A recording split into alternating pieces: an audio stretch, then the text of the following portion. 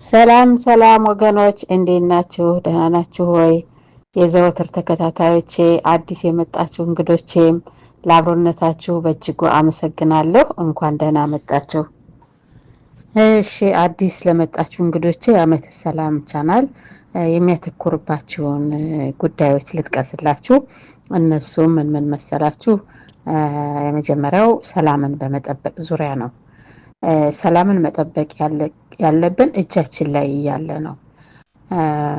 እና ሰላም ሲባል ደግሞ ያው የመጀመሪያው የሰራናቸው ዝግጅቶች በሰላም ላይ ነው።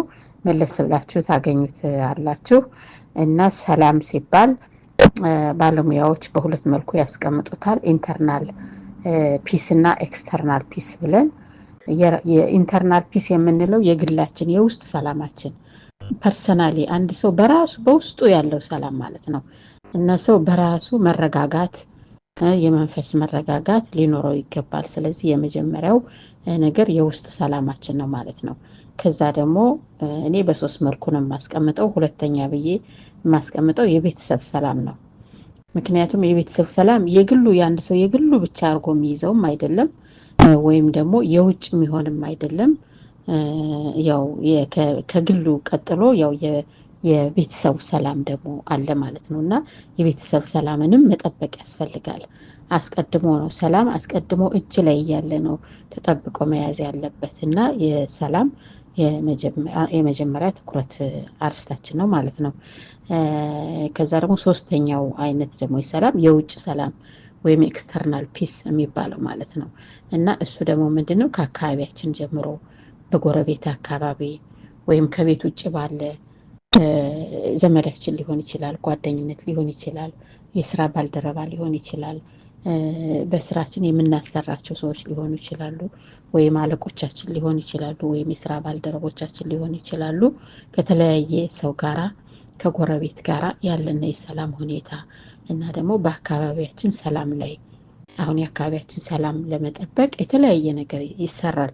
በዛ ላይ ደግሞ ተባባሪ ሆኖ መስራት ለምሳሌ በጸጥታ ጉዳይ በአንዳንድ ጉዳይ ማህበራት አሁን የቤት ማህበራት አንዳንድ ያው የመኖሪያ ቤት አካባቢ ያሉ ነዋሪዎች አንዳንድ ለሰላም የሚሆን ነገር አካባቢያቸውን በመጠበቅ ላይ እንደዛ ላይ ተባብረው የሚሰሩበት ነገር አለ። ከዛ እንደገና ደግሞ የአካባቢ ደግሞ አጠቃላይ ሰላም አለ። ከዛ ደግሞ የአገር ሰላም አለ። ከዛ ደግሞ የዓለም ሰላም አለ። እና በማንኛውም ሰላም ነክ በሆነ ጉዳይ ላይ ያው ያንን ሰላም በመጠበቅ ዙሪያ እያንዳንዱ ሰው ኃላፊነት አለው ሰላምን በመጠበቅ ላይ እና በሰላም ላይ እንሰራለን ማለት ነው። ምክንያቱም ሰላም ደግሞ ከሁሉም ይቀድማል ብለን እናስባለን። ሁሉም ሰው እንደዛው ነው። በእርግጥ ለሰላም መጠበቅ ፍትህ ቢኖር፣ ኢኮኖሚ ቢያድግ፣ ልማት ቢመጣ፣ ትምህርት ቢኖር፣ ጤንነት ቢኖር እነዚህ ሁሉ ነገሮች ቢኖሩ ለሰላም ትልቅ አስተዋጽኦ አላቸው። ዞሮ ዞሮ ግን እነዚህንም ነገሮች ለማሟላት ያው ሰላም ወሳኝ ስለሆነ መጀመሪያ ሰላም ሲኖር ነው ስለሌላው ሁሉ አጀንዳ ማንሳት የምንችለው እና ሰላም አንዱ የዓመተ ሰላም የትኩረት ነጥብ ነው ማለት ነው። ከዛ ቀጥሎ ደግሞ በግጭት አፈታት ላይ ኢንኬዝ ደግሞ የሰላም ደግሞ መደፍረስ ቢፈጠር በሆነ አጋጣሚ በትንሹም ይሁን ነው መጠኑ አይነቱ ሊለያይ ይችላል ቢፈጠር በዛ ደግሞ ግጭት አፈታት ላይ ማለት ነው። እና ግጭቱን ከማባባስ ይልቅ ግጭቱን እንዴት ነው መፍታት የሚቻለው፣ ማስቆም የሚቻለው እንዴት ነው፣ ወደ ሰላም መመለስ የሚቻለው እንዴት ነው በሚለው ላይ በዛ ላይ ደግሞ የተለያየ ሀሳብ ማቅረብ ሰላምን ማስቀደም እንዳለብን ደግሞ በዛ በግጭት አፈታት ላይ ግጭትን ለመፍታትስ ምንድነው መደረግ ያለበት በሚለው ላይ ያው እኛ መቼም ብዙ ሙያው ኖሮን አይደለም፣ ግን ያው ከግጭትን ለመፍታት መሞከር እንዳለብን ሰላምን ማስቀደም እንዳለብን እንሰብካለን ማለት ነው። እንደገና ደግሞ ሲቪል እና ሂውማን ራይት ላይ አሁን ሲቪል ራይት ላይ በእርግጥ ተዛማጅ ነገሮች ናቸው እና እንግዲህ ሲቪል ራይት የሚባለው ሂውማን ራይት ምንድን ነው በሚለው ላይ እየሰራናቸው ዝግጅቶች አሉ። ከአሁን በፊት መለስ ብሎ ማየት ይቻላል። በትምህርት ላይ በተለይ ከስርዓተ ትምህርት ቋንቋን ከማካተት ጋር ተያይዞ በዛ ላይም አድቮኬት ማድረግ እንፈልጋለን። እንደገና ደግሞ ይሄ የስርዓተ ጾታ ፍትሃዊነት ወይም ደግሞ ጀንደር አፕሮፕሬትነስ የሚባለው ማለት ነው። እሱ ላይ መስራት እንፈልጋለን። ያው ጀንደር ላይ ስናስብ ግን ጀንደርን ከፌሚኒዝም ውጭ ነው። በፌሚኒዝም መንገድ አይደለም ጀንደርን እኛ የምናስበው። ጀንደር አፕሮፕሬትነስ ሲባል በተገቢው መልኩ ሁለት ጾታዎች አሉ። ሁለቱም ጾታዎች ፍትህ ያስፈልጋቸዋል እና በዛ በሁለቱም መሀል የስርዓተ ጾታ ፍትሃዊነት እንግዲህ ከተፈጥሮም ጋር ተያይዞ ባህልና እሴቶቻችንንም በጠበቀ መልኩ እንዴት ነው የስርዓተ ጾታ ፍትሃዊነት መምጣት ያለበት በሚለው ላይም እንሰራለን ማለት ነው። ከአሁን በፊትም የሰራ ነው አለ ማየት ትችላላችሁ። እና ከዚህ ጋር ተያይዞ ደግሞ ያው የቤተሰብ ደህንነት ወይንም ፋሚሊ ዌልቢንግ የሚባለው ነገር ላይ ማለት ነው። እና ያው የቤተሰብ ደህንነት ያው በእኛ እይታ የእናቶችንም የእህቶችንም የህፃናትንም ደህንነት ለማስጠበቅ አይነተኛው መንገድ የቤተሰብ ደህንነት ነው። የቤተሰብ ደህንነትን ማስጠበቅ ነው የሚል እምነት አለን እና በእነዚህ ነገሮች ላይ ማለት ነው። እንደገና ደግሞ ፐርሰናል ግሮውዝ ወይንም ፐርሰናል ዴቨሎፕመንት የሚለውንም ነገር ኮንሲደር እናደርጋለን ከቤተሰብም ጋር ተያይዞ ማለት ነው። ከዛ ደግሞ ሜንቶርሺፕም እንደ አንድ አርስት አድርገን ልንይዘው እንችላለን። ከዛ ደግሞ እስካሁን ድረስ ያልሰራንበት ግን እንደ ወደፊት እንሰራበታለን ብለን የምናስበው አካውንቴቢሊቲ ፓርትነርሺፕ የሚባል አርስት ነው። እሱ ነው። እንደገና ደግሞ ያው በባህል ተሃድሶ ላይ ባህል ተሃድሶ ሲባል ጎጂ ልማዳዊ ድርጊቶችን በማስወገድ እና ባህልና እሴቶቻችንን ጠብቀን በመያዝ ዙሪያ ጠቃሚ እሴቶች ባህል አለን። እነዛን ነገሮች ደግሞ ጠብቀን በመያዝ ዙሪያ የባህል ወረራን በመከላከል ዙሪያ እና የሀገራችንም ያሉትን ጎጂ ልማዳዊ ድርጊቶች በመከላከል ዙሪያም እናተኩራለን ማለት ነው። እና ደግሞ ሲስተም አድቮኬሲ የሚባለው ነገር ደግሞ የአሰራር ደንብን ማለት ነው። የአሰራር ደንብ ሲስተም አድቮኬሲ ስናደርግ መልእክታችን የሚተላለፈው ለማን ነው? ለህግ አውጭ አካላት ነው ማለት ነው። ህግ አውጭ አካላት እንግዲህ ህግ በየደረጃው አለ። የቤተሰብን በውስጣችን በቤተሰቡ የሚተዳደርበት ደንብ አለ። በቤተሰቡ የተለመደ ነገር አለ። ከዛ ይጀምራል ህግ ማውጣት ከራሳችን ከኑሯችን ከሩቲናችን ይጀምራል። ከዛ ቀጥሎ ደግሞ በአካባቢያችን የሚወጣ ባህል ማን ነው? በልምድ ህግ አለ ማለት የእድር የማህበራት እንደዛ አይነት የቤት ማህበራት ህግ አለ እና አሁን እንደዛ አይነት ነገሮች ህግ የሚያወጡ ሰዎች አሉ። መተዳደሪያ ደንባቸውን የሚያጸድቁ ሰዎች አሉ እና እነዛ ነገሮች ሲስተም ናቸው፣ የምንተዳደርባቸው ሲስተሞች ናቸው። እና ደግሞ እንደ ሀገር ደግሞ በአካባቢ ደረጃ ከቀበሌያችን ጀምሮ ወረዳ፣ ዞን ደረጃ ሁሉ የሚወጡ ህግጋት አሉ እና ደግሞ በክልል ደረጃ በሀገር አቀፍ ደረጃ የሚወጡ ህጎች አሉ እና በነዛ ህጎች ዙሪያ እንግዲህ ሲስተም አድቮኬሲ የሚያተኩረው ህጉ ራሱ ተስተካክሎ መቀመጥ አለበት። ህጉ ወይም መተዳደሪያችን ስርዓቱ ሲስተሙ ተስተካክሎ መቀመጥ አለበት እና በዛ ላይም አድቮኬት እናደርጋለን እና ይሄንን ለህግ አውጪው አካል የምናስተላልፈውን መልእክት ሲስተም አድቮኬሲ እንለዋለን ማለት ነው። አዎ ሲስተም አድቮኬሲው ያው በዚህ መልኩ ሆኖ ግን አንዳንዴ ደግሞ ያው በዓለም አቀፍ ደረጃም የሚሄድበት ሁኔታም አለ። ግሎባሊም የምናያቸው ነገሮች አሉ። ለምሳሌ አሁን ጀንደር ኢሹን ብንመለከት ወይም እንደ ቤተሰብ ጉዳይ አይነት ነገሮች ኢንተርናሽናል ኢሹ ናቸው፣ ዓለም አቀፍ ጉዳዮች ስለሆኑ አንዳንድ ጊዜም ያው የአድቮኬሲ መልእክታችን በዓለም አቀፍ ደረጃም የሚሄድበት ሁኔታ ይኖራል ማለት ነው። በተለይ በትብብር ዘርፍ ስራችን ላይ ማለት ነው። ከዛ ደግሞ እነዚህን እናተኩርባቸው ያልናቸውን ጉዳዮች ለማስፈጸም የምንሞክረው ወይም የምንጣጣረው በምን መንገድ ነው ሲባል እንግዲህ አንደኛ ግንዛቤን በማሳደግ ነው። በዚህ በሚዲያችን አማካኝነት የማህበረሰቡን ግንዛቤ ለማሳደግ እንጥራለን ማለት ነው። ያው አሁን የጠቃቀስናቸው አርስቶች በጣም ጠቃሚ ነገሮች ናቸው። በነዛ አርስቶች ላይ ልምዳችንን እናካፍላለን ማለት ነው። በኮሜንት ደግሞ የሚሰጠን አስተያየት ካለ ደግሞ እኛም ለመማር ዝግጁ ነን። እንግዲህ ሙቹዋል ለርኒንግ በሆነ መልኩ የግንዛቤ ማሳደግ ስራን እንሰራለን ማለት ነው። ሌላ መልኩ ደግሞ ሁለተኛው ደግሞ ሚዲያ አድቮኬሲ ነው። ቅድም ያልኳችሁ ሲስተም አድቮኬሲውን ነው። በእንግዲህኛው ሚዲያ አድቮኬሲ እንለዋለን መንገዱን በዚህ በሚዲያው በኩል የሚሰራው ማለት ነው። ይሄ እንደዚህ ቢሆን እንዲህ አይነት ስርዓት ቢወጣ ለሀገራችን እንዲህ አይነት ነገር ቢደረግ ባንዲራችን እንደዚህ ቢሆን ይሄኛው ለምሳሌ ኮከቡ ያለበት ቢሆን ሁሉንም ያስማማ አማካይ የሆነ አካሄድ ነው። ይሄኛው እንደዚህ ቢደረግ ያኛው ህግ እንዲህ ቢሆን ብለን የታየንን ያህል ወይም ደግሞ የገባንን ያህል ሀሳብ ለማካፈል እንሞክራለን ማለት ነው። ሌሎችም የሚሰጡትን ባለሙያዎችም የሚሰጡትን ነገር እናዳምጣለን ማለት ነው። እና እሱ እንግዲህ በሚዲያ አድቮኬሲ እሱ ነው። እንደገና ደግሞ ሶስተኛው መንገዳችን ደግሞ የትብብር ስራዎች መስራት ነው። አሁን እዚህ ላይ በሚዲያው አሁን ግንዛቤ ማሳደጉና ሚዲያ አድቮኬሲ እዚህ በዩቲዩቡ በምናደርገው ማለት ነው አመት ሰላም ቻናል ላይ ነገር ግን ከዚህ ውጭ ደግሞ ከሚዲያው ውጭ ደግሞ ሌሎች ከሚመለከታቸው አካላት ጋር ደግሞ ተባብሮ የመስራት ሁኔታ አለ። በግላዊ ወይም ሊሆን ይችላል፣ ሀገራዊ ጉዳይ ሊሆን ይችላል፣ የአካባቢ ጉዳይ ሊሆን ይችላል።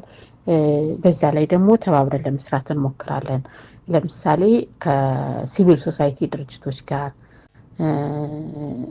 በምክክር ኮሚሽን ሲያቀርቡ በዛ ላይ አብሮ ይሄኛው ህግ ቢስተካከል ይሄኛው እንዲህ ቢሆን የሚለውን አብረን በማቅረብ ተባብረን በመስራትም ደግሞ አስተዋጽኦ ለማድረግ እንጣጣራለን ማለት ነው። እና የአመት ሰላም ቻናል አካሄድ ይሄንን ይመስላል። ሌላው ደግሞ መሪ ቃል ነው። አመት ሰላም ቻናል የሚመራበት መሪ ቃል አለው። እንደምታዩት እንትኑ ላይ መጀመሪያ ላይ ቻናሉ ሲጀምር መጀመሪያ ላይ ምን ይላል? የአመት ሰላም መሪ ቃል አውቴንሲቲ ኤንድ ፌርነስ ፍሮም ኤቭሪዋን ይላል። እና እንግዲህ አውቴንሲቲ ያው እንደምታውቁት እውነተኝነት ነው። ፌርነስ ደግሞ ፍትሃዊነት ነው።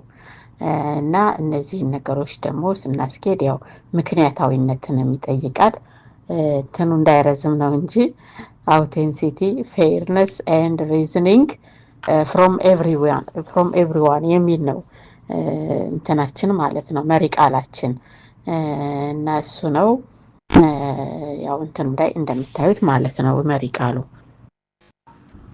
እና ከመነሻው ነው እንደውም መተዋወስ ያለብን ላይክ ሼር ማድረግ ማለት ነው። እና ላይክ አርጉ፣ ሼር እያደረጋችሁ መልእክታችን ለብዙ ሰው እንዲደርስልን ማለት ነው። እንደገና ደግሞ ኮሜንት ካላችሁ ደግሞ ጉዳዩ እንግዲህ ቀላል አይደለም እና መልእክት ካላችሁ ጥያቄም ይሁን አስተያየት ደግሞ አስፍሩልኝ። ኮሜንታችሁ የግድ የኔን ሀሳብ በመደገፍ ብቻ አይደለም፣ የኔን ሀሳብ የሚደግፍ ሊሆን ይችላል ወይም ደግሞ ለየት ያለ ሀሳብም ሊሆን ይችላል። ብቻ ያላችሁን ሀሳብ አስፍሩልኝ። እኔም ከእናንተ ለመማር ዝግጁ ነኝ። ማስተካከል ያለብኝም ካለ ለማስተካከል ወይም ደግሞ ማብራራት ያለብኝ ነገርም ካለ ለማብራራት ምክንያቴን የበለጠ ግልጽ ለማድረግ ማለት ነው። እና ኮሜንት እንድታስቀምጡልኝ ትብብራችሁን ጠይቃለሁ። ያው ሳብስክራይብ ያላረጋችሁም ሳብስክራይብ አርጉ፣ እሱንም እንተዋወስ።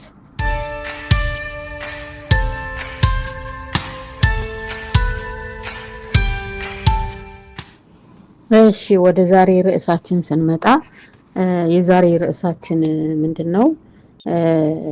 ዲስትራክቲቭ ሜንቶርሺፕ ፓርት 6 ነው። ዝርዝሩ ምንድነው? ቁጥር 1 ዲስትራክቲቭ ሜንቶር ቀዳማዊ ኃይለ ሥላሴ ናቸው ይላል። እንደገና ደግሞ ከ12ቱ ምክንያቶች አንዱ የዘረጉት ስርዓተ ትምህርት በኔጋቲቭ ትርክት የተቃኘ በመሆኑ ነው ይላል። እና የዛሬ አርስታችን ይሄ ነው። እንግዲህ ይሄ ኔጋቲቭ ትርክት ምንድነው? ቀዳማዊ ኃይለ ሥላሴ በስርዓተ ትምህርት ውስጥ የሰነቀሩት ኔጋቲቭ ትርክት ምንድነው? ለትውልዱ መጥፎ ወይም ደግሞ ትውልዱ አሁን በሳቸው ጊዜ የተማረው እንግዲህ አሁን በእኔ እድሜ ያለ ነው በአብዛኛው እና ወደ ጡረታ እድሜ የገባን ሰዎች ነን። ግን ያ ትርክቱ እዛ ላይ እኛ ላይ አይቆምም፣ ያው ወደታችም ይወርዳል። ስለዚህ ያ ትርክት ምንድነው የሚለውን ነገር ከፕሮግራሙ ይዘት የምትረዱት ይሆናል ማለት ነው። እና እስከ መጨረሻው እንድትከታተሉኝ እጋብዛለሁ። አብረን እንቆይ እና ደግሞ አንዱ ምክንያት ነው። እንግዲህ ይሄ ከ12ቱ ምክንያቶች አንዱ ነው። ይሄ ስርዓተ ትምህርት ውስጥ የተሰነቀረው ኔጋቲቭ ትርክት ማለት ነው። ግን ከዚህ ጋር ተያይዞ ይህንን ትርክት ይሄን የሳቸውን ትርክት ተግባራዊ ለማድረግ የፈጸሟቸው የተለያዩ ጉዳዮች አሉ። በዛሬም ዝግጅታችን ያው የተወሰኑትን ምክንያቶች እናያለን ማለት ነው። ለምሳሌ አሃዳዊነት፣ በአሃዳዊ ያንን ትርክት በቃ አገሪቱን ጫፍ እስከ ጫፍ በዛ ትርክት ጠፍንጎ ለመያዝ ያደረጉት ጥረት ቀደም ሲል በነበሩ ነገስታት የነበሩትን የየአካባቢ አስተዳደሮች ሁሉ አፈራርሰው ሁሉንም ወጥ በሆነ መልኩ ለ40 ዓመት ይዘውት ቆይተዋል። ስለዚህ እነዚህ ነገሮችን የሚቃኝ ይሆናል ማለት ነው የዛሬ አርስታችን። አሁንም በድጋሚ እስከ መጨረሻው አብረን እንቆይ እና ወደ ዛሬው ዝግጅታችን ከመሄዳችን በፊት የባለፈውን ትንሽ ሪቫይዝ አድርገን ብንጀምር የባለፈው ርዕሳችን በእርግጥ ያው አንድ ርዕስ ላይ ነው ያለነው ዲስትራክቲቭ ሜንቶርሺፕ ብለን ከፓርት 1 ጀምረን አሁን ዛሬ 6ኛ ላይ ነው የደረስነው እና የባለፈው ምን ነበር ዲስትራክቲቭ ሜንቶርሺፕ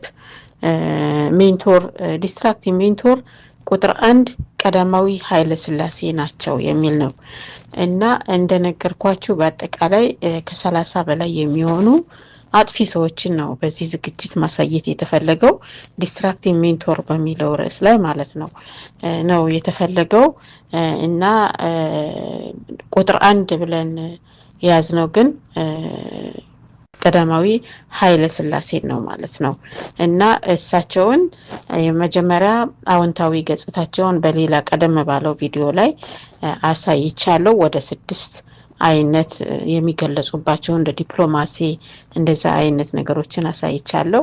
በዛሬው አሁን ከዚህ በፊት በነበረው ዝግጅት ላይ ደግሞ ከ12ቱ ቀዳማዊ ኃይለ ሥላሴ ዲስትራክቲቭ ሜንቶር ናቸው ወይም ቶክሲክ ሜንቶር ናቸው ያልኩበት ምክንያት ወደ 12 ምክንያት ነው ማቀርብላችሁ። ከዛ ውስጥ 5ቱን በባለፈው አቅርቤያለሁ ማለት ነው እና በባለፈው አንዱ ለምሳሌ ምንድነው እና እንደ በትልቅ ዲስትራክቲቭ ሜንቶር ወይም ቶክሲክ ሜንቶር የሚያስብላቸው ቀዳማዊ ኃይለ ሥላሴን የኤርትራን ፌዴሬሽን ማጠፋቸው ነው እና በዛብ ላይ ነው አንዳንድ ማብራሪያና ዝግጅቶችን ያቀረብኩላችሁ ማለት ነው። አሁን በዛሬው ዝግጅታችን ደግሞ ከ6ኛው ምክንያት ጀምሮ ቀዳማዊ ኃይለ ሥላሴ ቶክሲክ ሜንቶር ናቸው ያልኩበትን ምክንያት ከ6ኛው ምክንያት ጀምሮ ያለውን አቀርብላችኋለሁ ማለት ነው። ቀጣዩ ወይም 6ኛው ምክንያት ቀዳማዊ ኃይለ ሥላሴ ቶክሲክ ሜንቶር ሆነው ነው ያለፉት ወይም ዲስትራክቲቭ ሜንቶር ሆነው ነው ያለፉት እንጂ ጥሩ ሌጋሲ ትተው አይደለም ያለፉት የምልበት ምክንያት መቼም የተወሰነ ነገር ሰው ናቸውና የተወሰነ ነገር ጥሩ የላቸውም እያልኩ አይደለም። መጀመሪያ ላይ አቅርቤላችኋለሁ ወደ 6 የሚሆኑ መሰረታዊ የሆኑ ነጥቦች አቅርቤላችኋለሁ። አሁን ግን ያው ዲስትራክቲቭ ሜንቶር ያልኩበትን ምክንያት ነው እየዘረዘርኩ ያለሁት። አሁን 6ኛውን ምክንያት ነው ማቀርብላችሁ። በ6ኛው ምክንያት ደግሞ በጣም ከባድ ምክንያት ነው። ይሄ ደግሞ ምንም እኔ አሁን ዋና ጉዳዮች ዋና ችግር ፈጣሪ ናቸው ያልኳቸውን ነገሮች ነው በዚህ በዲስትራክቲቭ ሜንቶርሺፕ ስር እያቀረብኳቸው ያለሁት እና ቀዳማዊ ኃይለ ሥላሴ ሌላ ተክለውት ያለፉት መጥፎ ነገር ወይም ደግሞ ለትውልዱ አስተላልፈው የሄዱት ነገር ምንድነው? 40 ዓመትም ከመቆየታቸው አንፃር እንድትወስዱልኝ ፈልጋለሁ። ይሄንን ምክንያት የዘረጉት ስርዓተ ትምህርት ነው። የዘረጉት ስርዓተ ትምህርት 40 ዓመት ሙሉ በኢትዮጵያ ላይ ተንሰራፍቶ የቆየ ስርዓተ ትምህርት ነው። ያ ስርዓተ ትምህርት ትውልዱን የሚቀርጽ ነው። በአመለካከት፣ በእውቀት፣ በክህሎት ይቀርጻል ተብሎ ነው መቼም ትምህርት የሚታሰበው እና አቲቲዩድ ሁሉ የሚገለጽበት ነው። አቲቲዩድ በርግጥ መቼም ከትምህርት ላይ ብቻ አይደለም። ከቤተሰብ እናመጣዋለን፣ ከእምነታችን እናመጣዋለን፣ ከአካባቢ ማህበረሰብ፣ ከባህል፣ ከተለያዩ ነገሮች እናመጣዋለን። ግን ትምህርት ላይ ደግሞ ትምህርቱ ውስጥ ያሉት ትርክቶች ደግሞ ትልቅ ሚና አላቸው። ምክንያቱም ትልቅ ሚና የሚኖርበት ምክንያት ምንድነው? ይጻፋሉ። ትምህርት ላይ ተጽፎ ነው የሚቀመጠው።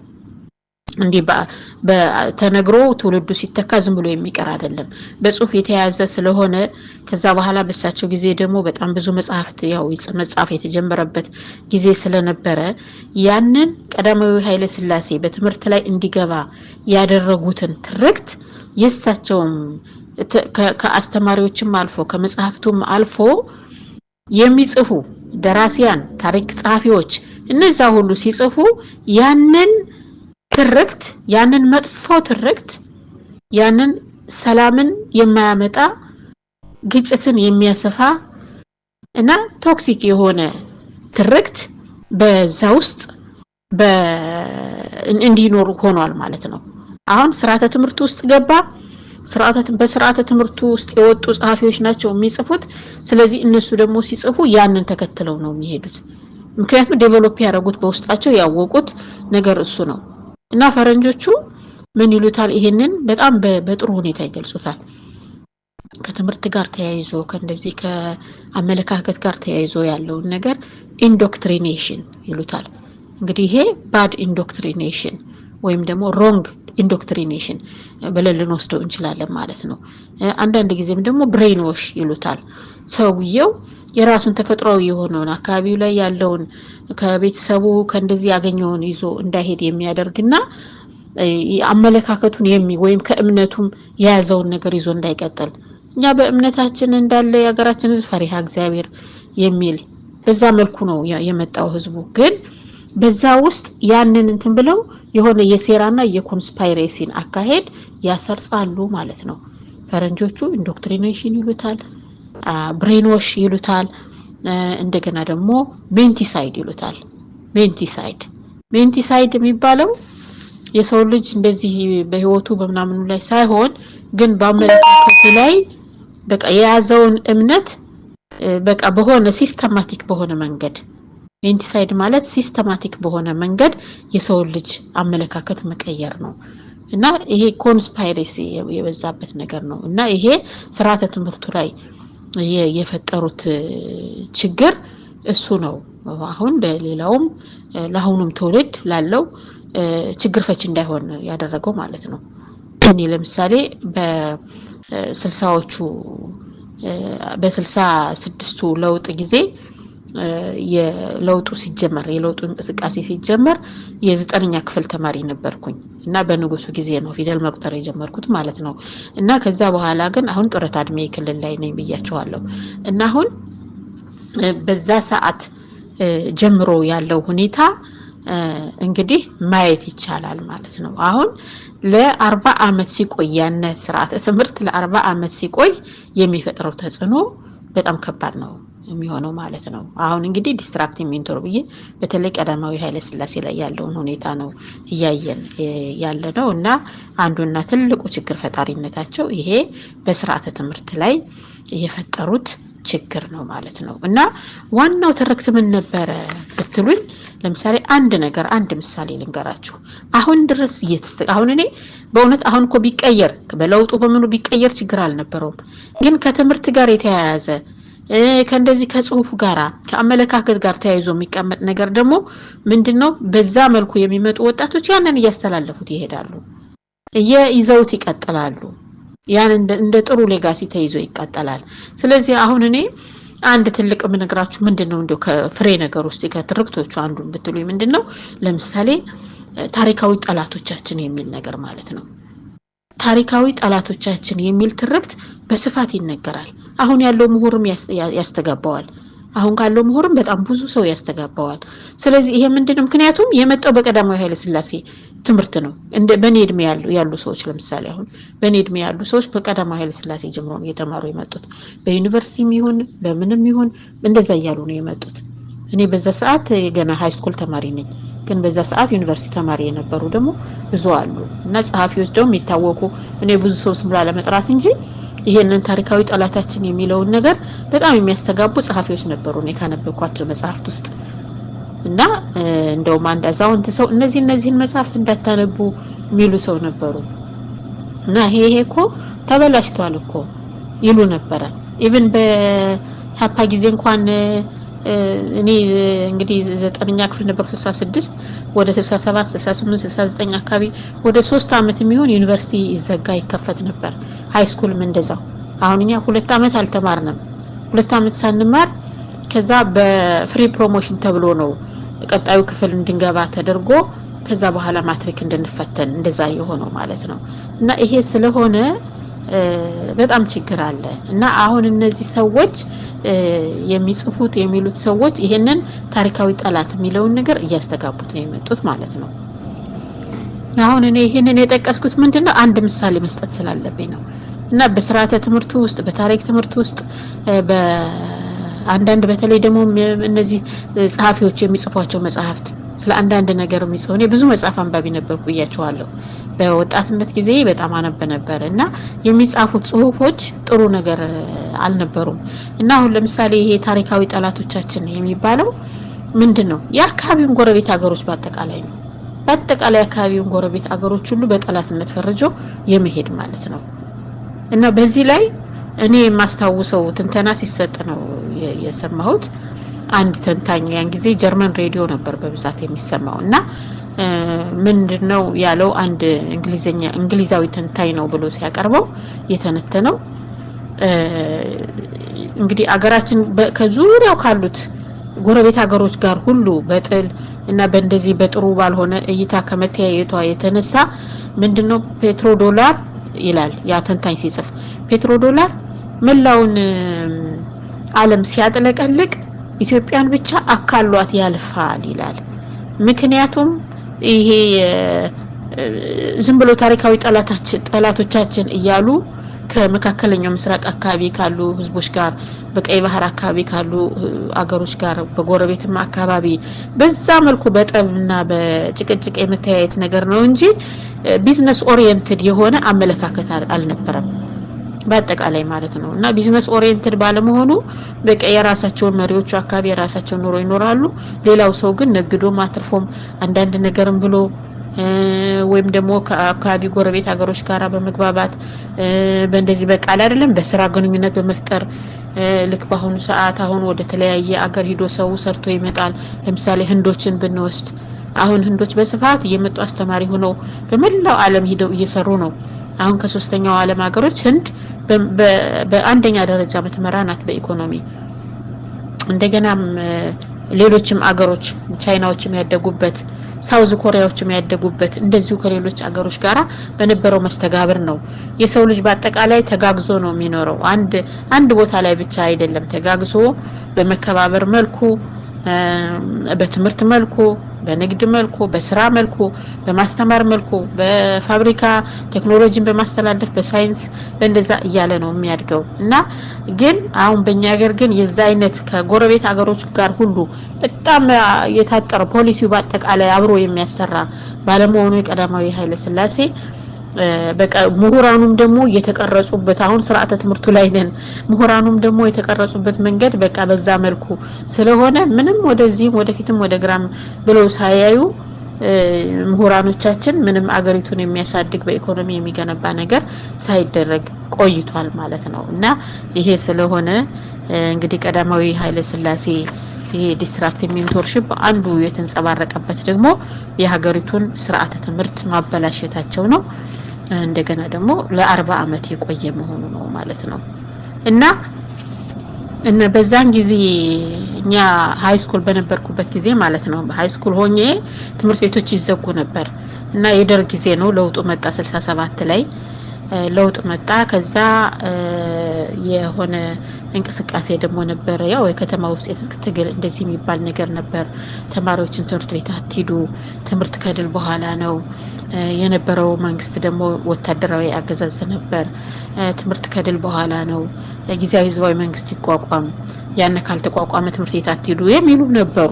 አሁን እንደዛ ሲባል እኛ ደግሞ ያው እንቀራለን እና ራሱ ወላጆቻችን እየወሰዱ ያደርሱን ነበር። በየአመቱ ይከፈትና የተወሰነ ጊዜ ቆይቶ ወይ አንድ ወር ወይ 2 ሳምንት ቆይቶ ደግሞ ይዘጋል ትምህርት ቤቱ። ረብሻ ነበር በኃይል። አሁን በዚህ ጊዜ ድንጋይ መወርወር እንደዚህ ነገሮች ነበሩ።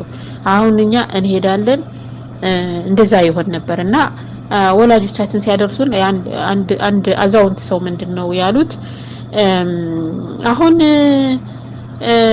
እናንተ ምን ብላችሁ ነው አንማርም የምትሉት አሉ። ምንድነው ምክንያታችሁ ምንድነው ሲባል ጊዜያዊ ህዝባዊ መንግስት ይቋቋም ነው የምንል አላቸው አንዱ። አሁን ጊዜያዊ ህዝባዊ መንግስት ነው ይቋቋም ነው ሲሉ አስተማሪ ነው እንደውም እሱ እንደዚህ አስተማሪ ነው በቃ እንደዚህ ሲወራ ማለት ነው። ከዛ ምንድነው ያሉት ሰውየው ሀጡ አሁን እናንተ ናችሁ ይሄንን ለውጥ የምታመጡት ነው ያሉት። እና እኔ አባባላቸው አይረሳኝም። መቼ የኮ ዝም ብሎ የሚስተካከል ነገር እኮ አይደለም እንዴ ለምን አይስተካከልም? አይ ይሄማ እንደዚህ ብሎ እኮ በአንድ ጊዜ የሚስተካከል አይደለም። ይሄንን አትጠብቁ። ምክንያቱም ንጉሱ አበላሽተውታል። ንጉሱ ስርዓተ ትምህርቱን ስላበላሹት አሁን ይሄ ትውልድ ይሄን ያህል ጥሩ ነገር ይሰራል ብዬ እንደዛ አይነት ለውጥ ያመጣል ብዬ አልገምትም። አሁን ለውጥ ጥሩ ለውጥ የሚመጣው መቼም አሁን ዝም ብላችሁ ተማሩ እናንተ ይልቅ ዝም ብላችሁ ትምህርታችሁን ተማሩ፣ ትምህርታችሁ ላይ አተኩሩ። እንደውም ያሚናገር እናንተ ትምህርታችሁን ተማሩ ነው ያሉት ሰውየው። እና ምንድነው ለውጥ ሊያመጣ የሚችለው ወደፊት ሌላ የእሳቸውን የንጉሱን ቢቻል ከንጉሱ በኋላ የተወለዱ ልጆች አለበለዚያ ደግሞ የንጉሱን ፊደል ያልቀመሱ ልጆች ናቸው ለውጥ ሊያመጡ የሚችሉት እንጂ አሁን ይሄማ እንዳለ ስርዓተ ትምህርቱን አበላሽተውት የለ ምንም እኮ በጣም ችግር እኮ ነው። አሁን ምሁሩም በዚህ ላይ እስኪነቃ ድረስ ጊዜ የሚወስድ ነገር ነው። የትምህርቱ ስራ ሲበላሽ ትውልድ ነው ችግር ላይ የሚወድቀው። እና ይሄ ስለሆነ ብለው እኛ ሰውዬ እንደው የገለጹበትን መንገድ እንኳን አረሳው። እና ይሄ ስለሆነ እንግዲህ ቀዳማዊ ኃይለ ሥላሴ አንዱ ያው ለዚህ ለተፈጠረብን አሁን ላለንበት ሀገራችን ላለችበት ችግር ሩት ኮዝ የሆኑ ነገሮችን ያው የተከሉት እሳቸው ናቸው የሚለውን ነገር ለማሳየት ነው አሁን ይሄንን ስድስተኛ ምክንያቴን የነገርኳችሁ ማለት ነው።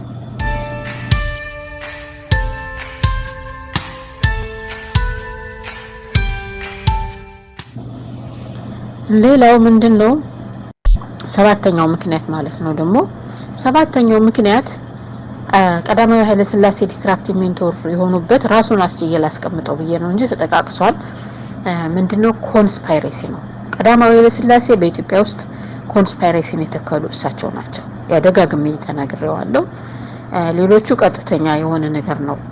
ያው ችግሮች አሉ፣ በጣም ከሳቸው የከፋ ችግሮች አሉ። ግን እነዛ ሰዎቹ ሲወድቁ ነገሮችም አብረው እየወደቁ ነው የመጡት፣ ወይም ስርዓቱ ሲቀር አብሮ እየወደቀ ነው የመጣው መጥፎ ነገር ማለት ነው። ይሄ ግን የቀጠለበት ምክንያት ምንድነው? አሁን ኮንስፓይሬሲ ለምሳሌ ማለት ነው ባለፈ አሁንም ደጋግመን ተናግረናል። የሚናገሩት ሌላ ነው፣ የሚሰሩት ደግሞ በተግባር ላይ የሚያሳዩት ሌላ ነው። እና አገር የጋራ ነው፣ ሃይማኖት የግል ነው ይላሉ። ለምሳሌ በአባባል ደረጃ ሁሉም ሰው እሳቸው እኮ እንዲህ ብሏል ብሎ እስካሁን ድረስ ይነገርላቸዋል። ግን ቀዳማዊ ኃይለ ሥላሴ ከ14ቱንም ጠቅላይ ግዛቶች ብንመለከት ከሳቸው እምነት ውጪ አንድም ጠቅላይ ገዥ የላቸውም።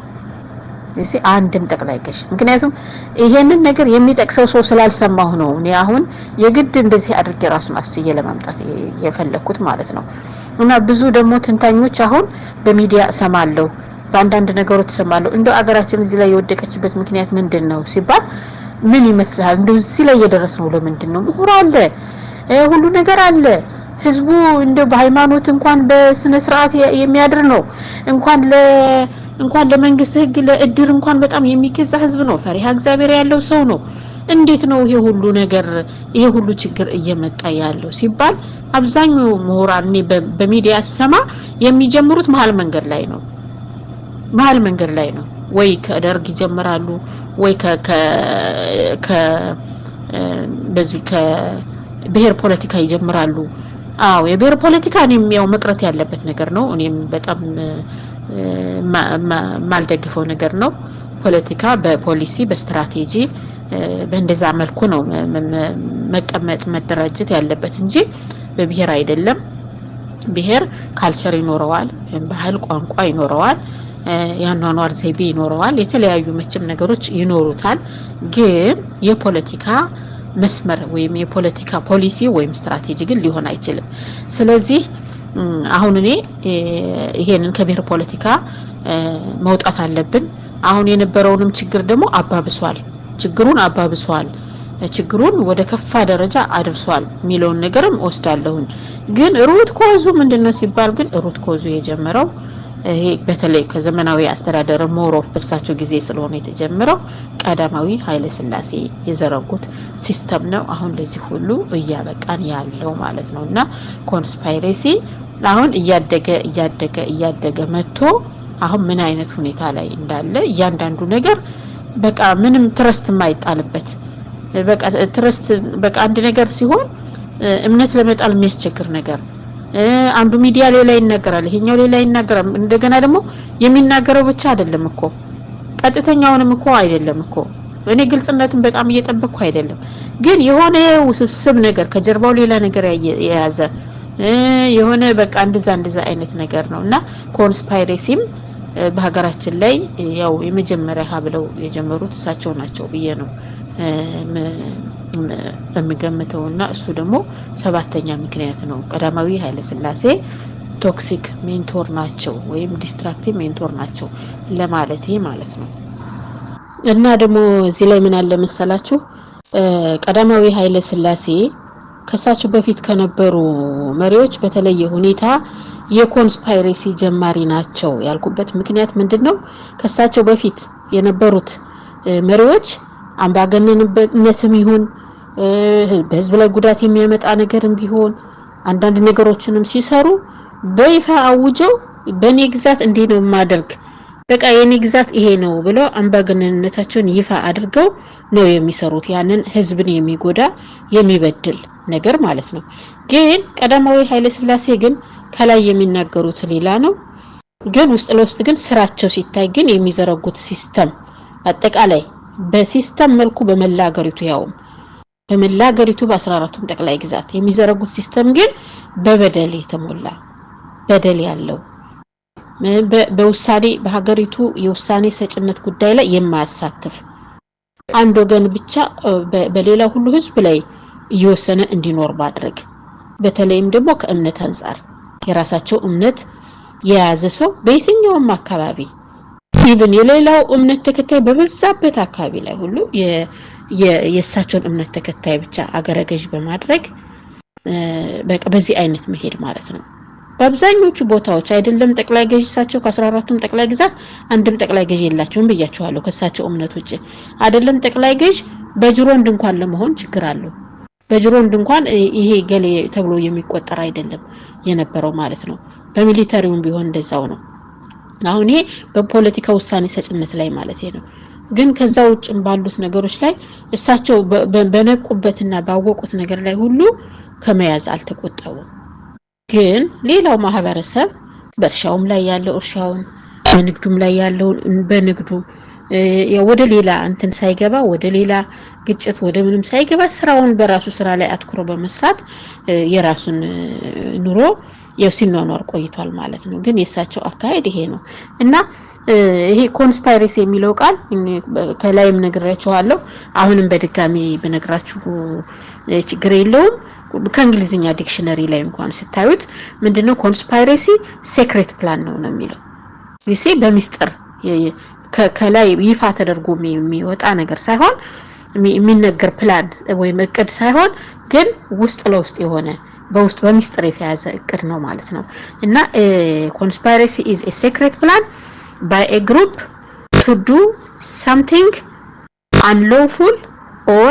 harmful ህገወጥነት ያለው ተቀባይነት የሌለው ማለት ነው እና ደግሞ harmful ማለት ጎጂነት ያለውን እቅድ የሚያስቀምጥ ማለት ነው ያ ደግሞ በግሩፕ ደረጃ አንዱ ግለሰብ በሌላው ላይ የሚያደርሰው ሳይሆን ግን በግሩፕ መልክ ማለት የተወሰነን ማህበረሰብ ለመጉዳት ከተወሰነ አካል ጋር ሆኖ የተወሰነን በግሩፕ ደረጃ የሚደረግ የሚፈጸም የሚታቀድና የሚሰራ ነገር መሆኑን ነው የሚያሳየን ማለት ነውና ለዚህ ነው ቀዳማዊ ኃይለ ሥላሴ ዲስትራክቲቭ ሜንቶር ናቸው በአብዛኛው በግልጽነት ይሄድ የነበረው ነገር አሁን በሳቸው ዘመን ላይ ግን ምንድነው የሆነው ከላይ ሌላ ከውስጥ ሌላ የሆነ ነገሩ ይሄ ያ የኮንስፓይሬሲ አጀማመራቸው ደግሞ እያደገ መጥቶ አሁን ያለንበት ነገር በቃ ነገሮች ሁሉ እንቆቅልሽ በይፋ የተነገረ ሁሉ ኢቭን አንድ ነገር ተሰጥቶ ከአንድ ወገን ከአንድ አካል የሆነ መግለጫ ወይ የሆነ ነገር ተሰጥቶ ሰው ምን ሊሆን ይችላል ይሄ እንዲመባሉ ይሆን እንደዛ መባሉ ይሆን እየተባለ ወደ ሌላ ትርጉም ውስጥ ነው የሚገባው እንጂ በቀጥተኛ ትርጉም እንኳን መውሰድ የማይቻልበት ደረጃ ላይ ተደርሷል ማለት ነውና ይሄንን የጠነሰሱት ማናቸው ኮንስፓይሬሲ ቀዳማዊ ኃይለ ሥላሴ ናቸው። ስለዚህ አፍራሽ ሚና ነው በሀገሪቱ ላይ የተጫወቱት ማለት ነው። ለምን አንድን መጥፎ ነገር ከተተከለ ያ ነገር እያደገ ይሄድና በህዝብ ላይ ጉዳት ያመጣል ማለት ነውና እንግዲህ ሰባተኛ ምክንያት ብዬ ያስኩት ቀዳማዊ ኃይለ ሥላሴ ቶክሲክ ሜንቶር ስለመሆናቸው ይሄ የኮንስፓይሬሲው ጉዳይ ነው ማለት ነው። እና ውድ ተከታታዮቼ ሰባተኛው ምክንያት እያልኩ ኮንስፓይሬሲን ነው እየጠራው የመጣሁት እና ያው መቼም ኮንስፓይሬሲው የማይገባበት ነገር የለም እንደው ተራ ቁጥር ለማስያዝ ያህል ነው እንጂ ኮንስፓይሬሲው የማይገባበት ነገር የለም በሁሉም ስራዎች ላይ ነው የሚገባው። አንዴ ትርክቱ የዛ አስተዳደር ትርክቱ በኮንስፓይሬሲ ከተቃኘ በሴራ በመሰሪነት ከተቃኘ ያው ሁሉም ነገር ላይ ነው እየገባ የሚያስቸግረው ማለት ነው። እና አሁን ሰባተኛ ትንሽ ማስተካከያ ያላርግበት ብዬ ነው እንትኑ ኮንስፓይሬሲ አራተኛ ተራ ቁጥር ላይ ነው ተገልጿል። አሁን ድጋሚ ነው ሰባተኛ ብዬ እንደዛ ያልኩት ማለት ነው። እኔው ኮንስፓይሬሲ ሁሉም ቦታ ላይ ስላለ እንዳለው ሰዱትና ሰባተኛውን ተራ ቁጥር ደግሞ ልንገራችሁ። ሰባተኛው ምክንያት ቀዳማዊ ኃይለ ሥላሴ ቶክሲክ ሜንቶር ናቸው ወይም ደግሞ ያልኩበት ምክንያት ማለት ነው ወይም ዲስትራክቲቭ ሜንቶር ናቸው ያልኩበት ሰባተኛ ምክንያት ምንድነው? በወቅቱ ይሄ መቼም በሁሉም ሰው ዘንድ የሚነገር ነው ለለውጡ መንስኤ ነው። በዋናነት በለውጡ ሰሞን ሲስተጋባ የነበረውም ጉዳይ እሱ ነው። እንኳን በዛን ጊዜ የነበርነው ሰዎች አሁንም ያላችሁት ሁሉ የምታውቁት ነገር ይሆናል ብዬ ገምታለሁ። እና ምንድነው እሱ ምንድነው ሰባተኛው ምክንያት የሀገራቸውን ህዝብ በከፍተኛ ችግር ላይ ወድቆ ግን ያንን በመሸፋፈን የሆነ ኢጎ አይነት ነገር የራሳቸውን ክብር የመጠበቅና ያ ችግር በህዝብ ላይ ደርሶ ያለ ያንን ችግር ሸፋፍኖ ለማቆየት መሞከር በህዝቡ ችግር ላይ ምንም አይነት የመፍትሄ አካሄድ አለመሄድ በጣም ኃላፊነት የጎደለው ስራ ነበር የሰሩት። እሱም ምንድነው የወሎ ድርቅ ነው። ወሎና አካባቢው ከሌሎችም ከዛ ወሎ አጎራባች ላይ ካሉትም ሌሎች ክፍለ ሀገሮች ላይ በተወሰነ ደረጃ ተከስቷል። በዋናነት ግን የወሎ ረሃብ እየተባለ የሚጠራው በጣም አስከፊ የሆነው ድርቅና ረሃብ ነው ማለት ነው። እና ያንን ሁኔታ ለዓለም ማሳወቅ አልፈለጉም። እርዳታ መጠየቅ ክብራቸው የሚነካባቸው ነው የመሰላቸው እና ይሄ አካሄድ የህዝብን ችግር ከመፍታት ይልቅ የራስን ክብር የመጠበቅ አይነት ነገር ነው የታየው እና ይሄ ጥሩ አራያነት አይደለም። በጣም አስከፊ ነው። በጣም አስከፊ ነገር ነው። በጣም አሳዛኝ ነገር ነው። እና እኔ በወቅቱ ማስተዋውሰው ያው በልጅነት እድሜም ሆነን ቢሆን እኔ በውል እንኳን አላስተዋውሰውም። ቴሌቪዥን ይሁን ሲኒማ ቤት ላይ ይሁን ይሄ አንዳንዴ በማታ የሚታዩ ነገሮች ነበሩ። ማታ ላይ ሆኖ ደጅ ላይ የሚታዩ እንደ ፕሮጀክተር የሚመስል ማሳያ ነገር ነበር። እንደዛ ይመስለኛል። እኔው ግን የወሎ ድርቅ የነበረው ሁኔታ ታይቷል። ልክ ለውጡ እንደመጣ ማለት ነው ታይቷል እና በጣም በመላው የሀገራችን ህዝብ ዘንድ ከፍተኛ ቁጣን የቀሰቀሰ ነገር ነው። የዓለም ህዝብም አውቆታል። ያው ዲክሽነሪ ላይ እንኳን እስከመጠቀስ ድረስ ሄዷል። በሀገራችን በፋሚን ምሳሌ ሲሰጥ ማለት ነው። ስለዚህ አሁን ይሄ እንግዲህ አንዱና ትልቁ ምክንያት ቀዳማዊ ኃይለ ሥላሴ ዲስትራክቲቭ ሜንቶር ለመሆናቸው አንዱ ምክንያት ብዬ ያሳየሁት ደግሞ ይሄኛው ነው ማለት ነው።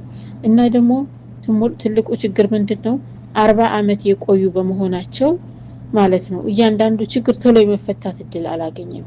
40 አመት መቆየታቸው በራሱም እንደ አንድ ችግር አድርገን የምናየው ነው ማለት ነው። እና ይሄ የወሎ ድርቅና ረሃብ የተዘገበው በውጭ ጋዜጠኛ ነው። በአገር ውስጥ ተደብቆ ማንም እንዳይቀርጽ ማንም እንዳያስተላልፍ ሆኖ የተዘገበው የውጭ ጋዜጠኛ ቀርጾ ወጦ ነው በሚስጥር ያስተላለፈው ማለት ነው። እና ይሄ ግን ጉዳዩ በጣም የሚታወቅ ስለሆነ ነው ብዙ ማብራሪያ ያልሰጠሁበት። ለማንኛውም ግን አንዱ በቀዳማዊ ኃይለ ሥላሴ ላይ የተመዘገበው ኔጋቲቭ ነገር ወይንም ደግሞ መጥፎ ስራቸው ተብሎ ከሚወሰደው ነገር ውስጥ አንዱ ነው ማለት ነው።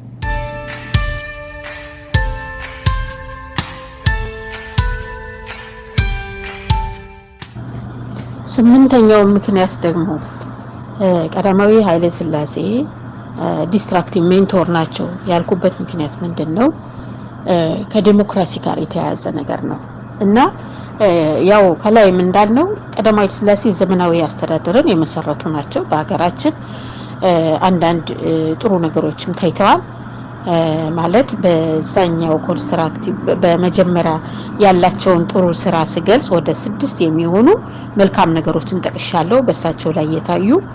ከነዛ ውስጥ አንዱ እንግዲህ እኔ ለአብነት ያህል የጠቀስኳቸው ነው እንጂ ሰው ልጅ ስራው በጣም ብዙ ነው እና አሁን ከዛ ውስጥ አንዱ ምንድነው ጥሩ ዲፕሎማት ነበሩ። ቀዳማዊ ሥላሴ ጥሩ ዲፕሎማት ነበሩ። ኢቭን በዛን ጊዜ ሌላ ሁሉ የአፍሪካ አገር አብዛኛው ኦልሞስት ኦል በሚባል ደረጃ በጣም አንድ ነው ሁለት ነው እንጂ በነበረበት ጊዜ ሁሉም ቀኝ ተገዥ በነበረበት ጊዜ እሳቸው ግን ከምዕራቡ ዓለም አመራሮች መሪዎች ጋር ጥሩ ግንኙነት ነበራቸው።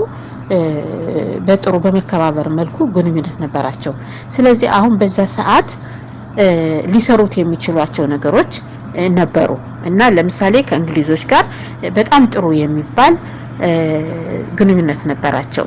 ማለት እንግዲህ ዲሞክራሲያዊ ከሚባሉ አገር መሪዎች ጋር ግንኙነት ነበራቸው። ተደማጭነትም ነበራቸው። እንዲሁም ደግሞ እነዚህ በተለይ እንግሊዞች ነው የሚባለው እኔ እንደሰማሁት በተለይ በጀርመን ሬዲዮ አንዳንድ ጊዜ ደግሞ በፊት እንግዲህ ጳውሎስ ኞኞ እንደዚህ አዲስ ዘመን ጋዜጣ ምናምን አይ ነበረ እና ብቻ አድማጭ ነበርኩኝ ሚዲያ እና ጋዜጣ አካባቢ ከበፊት ጀምሮ ነው። እንደው ከሃይስኩል ምናምን ተማሪነት የጀመረ ነው እኔ መከታተል የጀመርኩት ማለት ነው። እና ምንድነው የሚል ነው እንግዲህ የቆየ ነገር ስለሆነ አሁን ላሳያችሁ አልችልም። እኔ አሁን ጥረት አድሜ ላይ ነኝ። እንግዲህ እሰውት ከስንት አመት ከግማሽ ሴንቸሪ በፊት የሆነ ነገር ነው አስታውሼ የምነግራችሁ ማለት ነው። እና ምንድነው የሰማሁት ነገር በዛ ሰዓት ቀዳማዊ ኃይለ ሥላሴ እንግሊዞች የተወሰነ የዲሞክራሲ መሰረት እንዲጥሉ መክረው ነበር ይባላል እንግሊዞች። እና በዛ ሰዓት ግን ንጉሱ ፈቃደኛ አልነበሩም። አያችሁ ፈቃደኛ ባለመሆናቸው ለሀገራችን ብቻ ሳይሆን ለአፍሪካም ጭምር ዲሞክራሲን መትከል የሚችሉበትን እድል አሳልፈዋል ማለት ነው። ከዛ ይልቅ ያው በራሳቸው በሩን የዲሞክራሲን በር ዝግ በማድረግ በሀገሪቱ ውስጥ እስካሁን ድረስ ያለው የግጭት አይነት እንዲመጣ ሆኗል ማለት ነው። ግን ያን ጊዜ እሳቸው ከሌላው በተለየ ሁኔታ ያ ኦፖርቹኒቲ ካላቸው ያ ሁኔታ በመቻች ኖሮ ሰው የመደማማት የመሰማማት በአላ አይደለም የዛ አይነት ካልቸር የፖለቲካ ካልቸር እያደገ መምጣት ይችላል ነበር ማለት ነው። እና ለዚህ እንደማሳያ የምነግራችሁ ነገር ደግሞ ምንድነው ለምሳሌ እሳቸው ንጉስ በነበሩበት ጊዜ ቀዳማዊ ኃይለ ሥላሴ የሌላንም የአፍሪካ አገር መሪ ብንወስድ የአፍሪካ አንድነት ድርጅት ከመሰረቱት መሪዎች ውስጥ አንዱን ብንወስድ ለምሳሌ እንደሳቸው ታዋቂ የነበረ መሪ ማን ነው? የጋናው መሪ ነው። የጋናው መሪ kwame nkrumah እሱ በጣም ታዋቂ ሰው ነው። እና አሁን ላይ ሆነን ያለውን ሁኔታ ስንመለከት አሁን ብንመለከት እንደሆነ በዚህ በአሜሪካ ለምሳሌ ያሉ አሁን አንዳንድ ጋናዎችን እንደዚህ ታሪክ የሚያውቁትን የድሮዎችን አግኝታችሁ ብታነጋግሩ ልዩነቱን ታገኙታላችሁ በእኛና በእነሱ መካከል ያለው ማለት ነው። በአሁኑ ሰዓት ጋና ስንመለከታት በጣም ሰላማዊ የሆነች ሀገር በኢኮኖሚም ከሌሎች አፍሪካ አገሮች ስትታይ የተሻለ ሁኔታ ላይ ያለች ሰላም ያላት እንደገና የዲሞክራሲም ጭላንጭል የሚታይባት እና ብዙ ነገሮች የተገነቡባት ነው። ምክንያቱም kwame nkrumah ጥሎት ያለፈው ነገር አለ። ጥሎት ያለፈው መሰረት አለ። ያ ነው አሁን እኛ ጋር ነው እንግዲህ መሰረቱ ኮንስፓይሬሲ ነው የተጣለልን መሰረት ይሄ ነው እንግዲህ ወደ ተለያየ አቅጣጫ እና ስታተስ ላይ እንድንሆን ያደረገን ማለት ነው። እና የህዝቧ ጥንካሬ እና የሀገሪቱ ደግሞ በጣም ከፍተኛ እሴት ስላላት እንጂ አገራችን በጣም ከፍተኛ እሴት በጣም ከፍተኛ የሆነ የተፈጥሮ ሪሶርስ ያላት አገር በመሆኗ እንጂ እንደተሰራው ስራ በጣም ከባድ ነው ነገሩ። አሁንም ቢሆን ያው የደረስንበት ውጤቱ ታይቷል እና አሁን አንድ ነገር ሲከሰት ቀጥታ አሁን ካለው ሁኔታ ጋራ ብቻ አያይዘን የምንመለከተው ከሆነ ወደ መፍትሄው ልንሄድ አንችልም። እኔ አሁን ይሄን ሁሉ ነገር የምላችሁ ለምንድን ነው? ስለ አንድ ችግር ካወራንና መፍትሄ ከሆነ የምንፈልገው ችግሩን እናስቀምጣለን። ከዛ ቀጥለን ደግሞ መንስኤው ምንድነው የሚለው ነገር የግድ መታየት አለበት። ሩት ኮዙ መታየት ስላለበት ነው ማለት ነው። ስለዚህ እኔ አሁን ጋናውያን ሳነጋግር ብዙ ጊዜ እዚህ አሜሪካ ውስጥ በስፋት ታገኟቸዋላችሁ። ከአፍሪካዎች ውስጥ እኔ እንደሳይ ብዙ ጋናውያን አገኛለሁ በአንዳንድ የሥራ ቦታዎች ላይ። አሁን ሳይ እንዴት ነው የመጣችሁት? በጣም በብዛት አላችሁ እዚህ አካባቢና እንዴት ነው የመጣችሁት ብዬ ስጠይቅ ምንድነው የተባልኩት? አብዛኞቹ ለትምህርት እንደሚመጡ ነው። ለትምህርት እንደመጡ በተለይ በኳሜ ንክሩማ ጊዜ በጣም ብዙ ሰዎችን ኳሜ ንክሩማ ይልክ ነበር ለትምህርት ብዙ ጋናውያንን እና ከዛ በኋላ ያው እየተሳሳበ ሰው እየተማረ እንደገና የተምሮም እየሄደ ግማሹም ደግሞ ወደዚህ እየመጣ አሁንም በስፋት ነው በዚህ በአገር ዩኒቨርሲቲዎች በስፋት ነው የጋና ተማሪዎች ያሉት። አወጣጣቸው ራሱ ለትምህርት ነው። የኛ ሀገር ግን አወጣጡ አብዛኛው በምንድን ነው? ብዙ ጊዜ በግጭት ምክንያት ነው አብዛኛው ሰው እየወጣው ወደ አሜሪካ የመጣው። ያው በተለይ በደርግ ጊዜ ያው ኢህአፓ ነበር በነበረው ግጭት በነበረው የኢህአፓ ማርመድ ስትራግል እንደገናም የከተማ በተለይ የትጥቅ ትግሉ ከተማ ውስጥ ነበር በጣም በስፋት በከፍተኛ ደረጃ የነበረው። ደርግም ደግሞ ያንን አጸፋ መልሳለሁ ይላል። በዛ ምክንያት ብዙ ወጣቶች ይሰደዱ ስለነበር ከዛ ጋር ተያይዞ ነው ወደ ውጭ የመምጣት እድሉ የተገኘው እንጂ የትምህርት እድል ተገመቻችቶላቸው የትምህርት ስኮላርሺፕ አግኝተው መንግስታቸው ተጣጥሮ በስኮላርሺፕ ልኳቸው ምናምን አይደለም ብዙዎቹ የመጡት ማለት ነው። እና በርግጥ ያ በተወሰነ ወቅት ላይ አለ በተወሰነ መቼም አካባቢ አለ። ግን በዋናነት ግን ኳሜ ንክሩማ ሲያደርግ በነበረበት ጊዜ ቀዳማዊ ኃይለ ሥላሴ ያንን እድል አላመቻቹም። ምናልባት አሁን በውጭ ሀገር ዩኒቨርሲቲ ተማሩ የሚባሉ የተወሰኑ ንጉሳውያን ቤተሰቦች የተወሰኑ በቃ በጣት የሚቆጠሩ ሰዎች ናቸው በዛን ጊዜ እድሉን ያገኘው እንጂ በከፍተኛ ደረጃ አሁን የጋናው ኳሜ ንክሩማ እንዳደረገው አይነት አይደለም ማለት ነው። እና ያም ደግሞ ምንድነው የዲሞክራሲን በር ዝግ መሆን እንዳለበት እኔ እንደውም የሰማሁት ምንድነው እንግሊዞች በጣም ግፊትን ፈጥረው ነበር ነው የሚባለው የዲሞክራሲ ጅምር እንዲኖር ማለት ነው። እና በርግጥ ፓርላማ ተቋቁሟል። ይሄ የማይካድ ነገር ነው። እና ፓርላማ ነበር።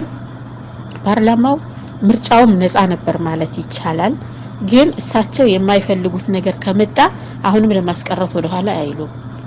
እኔ በነበርኩበት አካባቢ አንድ ሰው ተመርጠው ፓርላማ ተወዳዳሪ ሆኖ እኔ ማስተዋወሰው ልጅ ሆኜ ማለት ነው ከዛ ሊመረጡ ካሉ በኋላ አሁን ሰውየው በጣም ብዙ ህዝብ ወልሳቸው ይመርጥ ነበር። ያን ጊዜ ደግሞ ይመስለኛል በሚስጥር አልነበረም መሰለኝ የሆነ ሰውየው ካርዳቸው እስከነ ፎቶግራፉ ሳጥኑ ተደርድሮ ሰው ከሚፈልገው ሳጥን ላይ ነበር ሄዶ የሚያስቀምጠውና ደግሞ ያያሉ ተመራጮች ቁጭ ብለው ያያሉ። ብቻ እኔ መራጭ ስላልነበርኩኝ በሙሉ አይደለም ሲያወሩ የሰማሁትን ነው የማስታውሰው ነው የምነግራችሁ። እና ከዛ የአንድ ሰው እሳቸው የማይፈልጉት አይነት ሰው እየተመረጠ ሊመረጥ ነው ተብሎ ሲሰሙ ህዝቡ መርጧቸዋል እኮ የአካባቢያቸው ማህበረሰብ መርጧቸዋል። እንዲህ ነው ብሎ አለያቸውም። ባላቸው ገምግሞ ባላቸው ጥሩ ስብዕና እየመረጣቸው ነው የነበረ። ከዛ በኋላ ምንድነው ያደረጉት? ቀዳማዊ ሥላሴ መልእክት መጥቶ ነው የሚባለው ከአዲስ አበባ። ከዛ መጥቶ ሁላችሁም በቃ እገሌ ሳጥን ላይ ከተቱ ሌላ ሰው ማንም ሰው ወደ ሌላ ሰው እንትን ሳጥን እንዳያስገባ ተብሎ ኢቭን እንዳይበታተን ድምጹም ጭምር አድርገው እና ያን ሰው እንዳይመረጥ አድርገው እንደውም ቅስቀሳው በቃ ገሌ ደብር እንትን ላይ ብቻ አስገቡ እንጂ ተብሎ ደብር ላይ ሁሉ ነው የተነገረው የሚባለው። እና መልእክቱ የመጣው ከአዲስ አበባ ነው ከንጉሱ አካባቢ ነው የመጣው መልእክቱ ተብሎ በዛ መልኩ ሁሉ የተቀየረበት አለ። ግን አብዛኛው ምርጫ ነፃ እንደሆነ ግን ይታወቃል። እና ይሄ አንድ ነገር ነው። በፓርላማ አካባቢ ያለው ነገር እንደ አንድ ጥሩ ነገር እንውሰደውና ግን አሁን ችግሩ የሚመጣው ምንድነው? የአካባቢ ምርጫ የሚባል ነገር የለም። የአካባቢ ምርጫ ኢቭን የራሳቸውም እንኳን ቢሆን በራሳቸው መንገድም ቢሆን የአካባቢ ምርጫ ባለመኖሩ ያው ፈለጉት መንገድ ነው የሚሾመው። እንደገና ደግሞ ያው የሐሳብ የመስጠትም የመናገርም እንዴ በገደቡ እንኳን ሆኖ እኔ ቢሆን አንድ ነገር ነበረ ትንሽ ከዋሜ ንክሩማህ የጀመረውን ያህል ትንሽ ነገር እንኳን ቢጀምሩ አንድ ነገር ነበረ ወይም በስፋት ሰዎች የወጡ ስኮላርሺፕ እንዲያገኙ ወይም በአገር ውስጥ የዛ አይነት የዲሞክራሲ አስተምሮት አይነት ነገር እንዲኖር በስርዓተ ትምህርቱ በአንዳንድ ነገሮች ቢያደርጉ የተሻለ ነገር ነበረ እና ይሄንንም አለማድረጋቸውና ሌሎች ከጎናቸው ያሉ ጓደኛቸው እንደ ኳሜ ንክሩማህ አይነት አንዳንድ ስራዎችን እየሰሩ እንደገና ደግሞ እንግሊዞች ያን ያህል በቅርበት ሁሉ እናግዛቸው በዲሞክራሲ አንዳንድ መሰረት እንጣል ተብለው ሲነገሩ ሁሉ ማድረጋቸው ይሄ እና እንደውም እንደዚህ ሲባሉ ለዚህ ምንም ላልተማረ ህዝብ ዲሞክራሲን መስጠት ለህፃን ልጅ እንደዚህ ጎጂ ነገርን እንደመስጠት ነው ብለው ነው ያገለጹት ነው የሚባለው እኔ በዛ ሰዓት የሰማሁት እና ግን ይሄ ምንድነው እኔም ራሴ እኮ አሁን ለምሳሌ አሁን ስፒች ፍሪደም ወይም ዲሞክራሲ እንደዚህ ያለ ገደብ የሚባለውን ነገር እኔ ራሴም አላምንበትም ለምን ዲሞክራሲ ራሱ በኔም እይታ ከሄት ስፒችን ከማስወገድ ጋር ጎጂ ልማዳዊ ድርጊቶችን ማስወገድ ያስፈልጋል መብትና ግዴታን ሁሉ ሰው አውቆ እንዲራመድ ማድረግን ይጠይቃል በተለይ ደግሞ የትምህርት እድገት መኖር አለበት በዛ ሰዓት ብዙም እድገት የለም እና ከትምህርት እድገት ጋራ እንደገና ከኢኮኖሚ እድገት ጋራ ከፖለቲካል ካልቸር ግንባታ ጋር ፕሮፖርሽናል ሆኖ ነው ዲሞክራሲ ሊያድግ የሚችለው እንጂ ዝም ብሎ በሌለ ነገር ይሄ ገደብ የሌለው ወይም ደግሞ ልቅ የሆነ ዲሞክራሲ ወይም የዛ አይነት ነገር እኔም አልደግፈውም ራሱ ፍሪ ስፒች ሚዲያው ሁሉ ዝም ብሎ እንደፈለገ ማውራት ሰው ዝም ብሎ እንደፈለገ የማውራት ነገር ሁሉ የሆነ የሚገደብበት መንገድ ሊኖር ይገባል እኔ ለራሴ ሄት ስፒች ሊስት አዘጋጅቻለሁ ለራሴ እኔ ምንም ማልጠቀምባቸው ማለት ነው እና ወደ ሆነም አካል ትራንስፈር አድርጌዋለሁኝ ለምሳሌ ወደ ምክክር ኮሚሽን በኢሜል ልከነዋል ምን ያህል ደርሷል እና መልሱን አልሰማንም እንጂ በድርጅት በሆነ ሲቪል ሶሳይቲ ድርጅት በኩል መልእክቱን ልኬያለሁኝ መልእክቱ ለምሳተፍበት ማለት ነው ልኬያለሁኝ እና ምንድነው በዛ መልኩ የተወሰኑ ነገሮች ገደብ የሚደረግባቸው ነገሮች የዛ አይነት ነገር ሆኖ ግን ማህበረሰቡ ዲሞክራሲን ኤክሰርሳይዝ የሚያደርግበት አንዳንድ ነገር ቢደረግ ጉዳት የለውም ነበር ምክንያቱም እሳቸው እንደዚህ ብለው ነው በዛ ሰዓት ያን ያህል እንትን አለ ብዬ አይደለም ግን እሳቸው ጥሩ ግንዛቤም ነበራቸው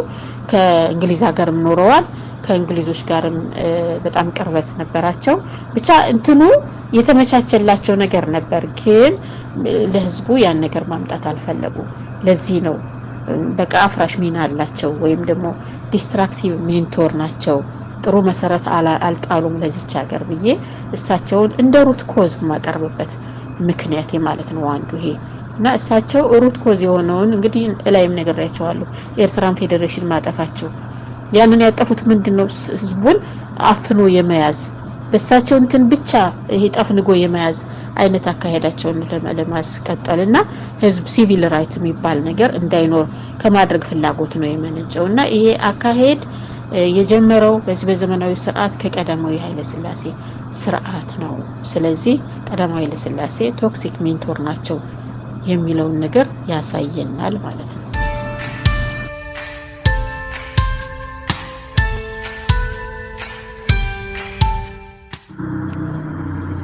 ቀጣዩ ደግሞ ቀዳማዊ ኃይለ ሥላሴ ዲስትራክቲቭ ሜንቶር ናቸው ያልኩበት ምክንያት ምንድነው እንግዲህ ለጣም ለረጅም አመት መርተዋል ከ40 አመት በላይ አገሪቱን መርተዋል እና በሚመሩበት ጊዜ የአመራር ስታይላቸው ምንድነው የህዝቧን ፍላጎትና ጥቅም ከማስቀደም ይልቅ ሌላ ቀዳሚ አጀንዳ ይዞ መጓዝ ነበር እና ይሄ ደግሞ ሌላ ቀዳሚ አጀንዳ ይዞ የመጓዝ ሁኔታ እሳቸው ላይ ብቻ አልነበረም ያው በስርዓተ ትምህርት ውስጥም በአንዳንድ ነገሮችም የተንጸባረቀበት ሁኔታ ስላለ የሚጽፉትም ጻሕፍት እየጻፉት እንደገና ከዛ ደግሞ የሚቀጥሉት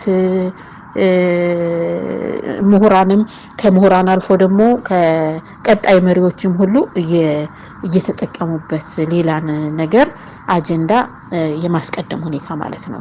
የኢትዮጵያ ህዝብ አጀንዳ አለ፣ የኢትዮጵያ ህዝብ ፍላጎት አለ፣ የመብት ፍላጎት አለ፣ የሲቪል ራይት አለ፣ የሂውማን ራይት አለ፣ የኢኮኖሚ ፍላጎት፣ የባህል መከበር፣ የሌሎችም መብቶች፣ የእምነት እና ሌሎችም የመብት ጥያቄዎች አሉ።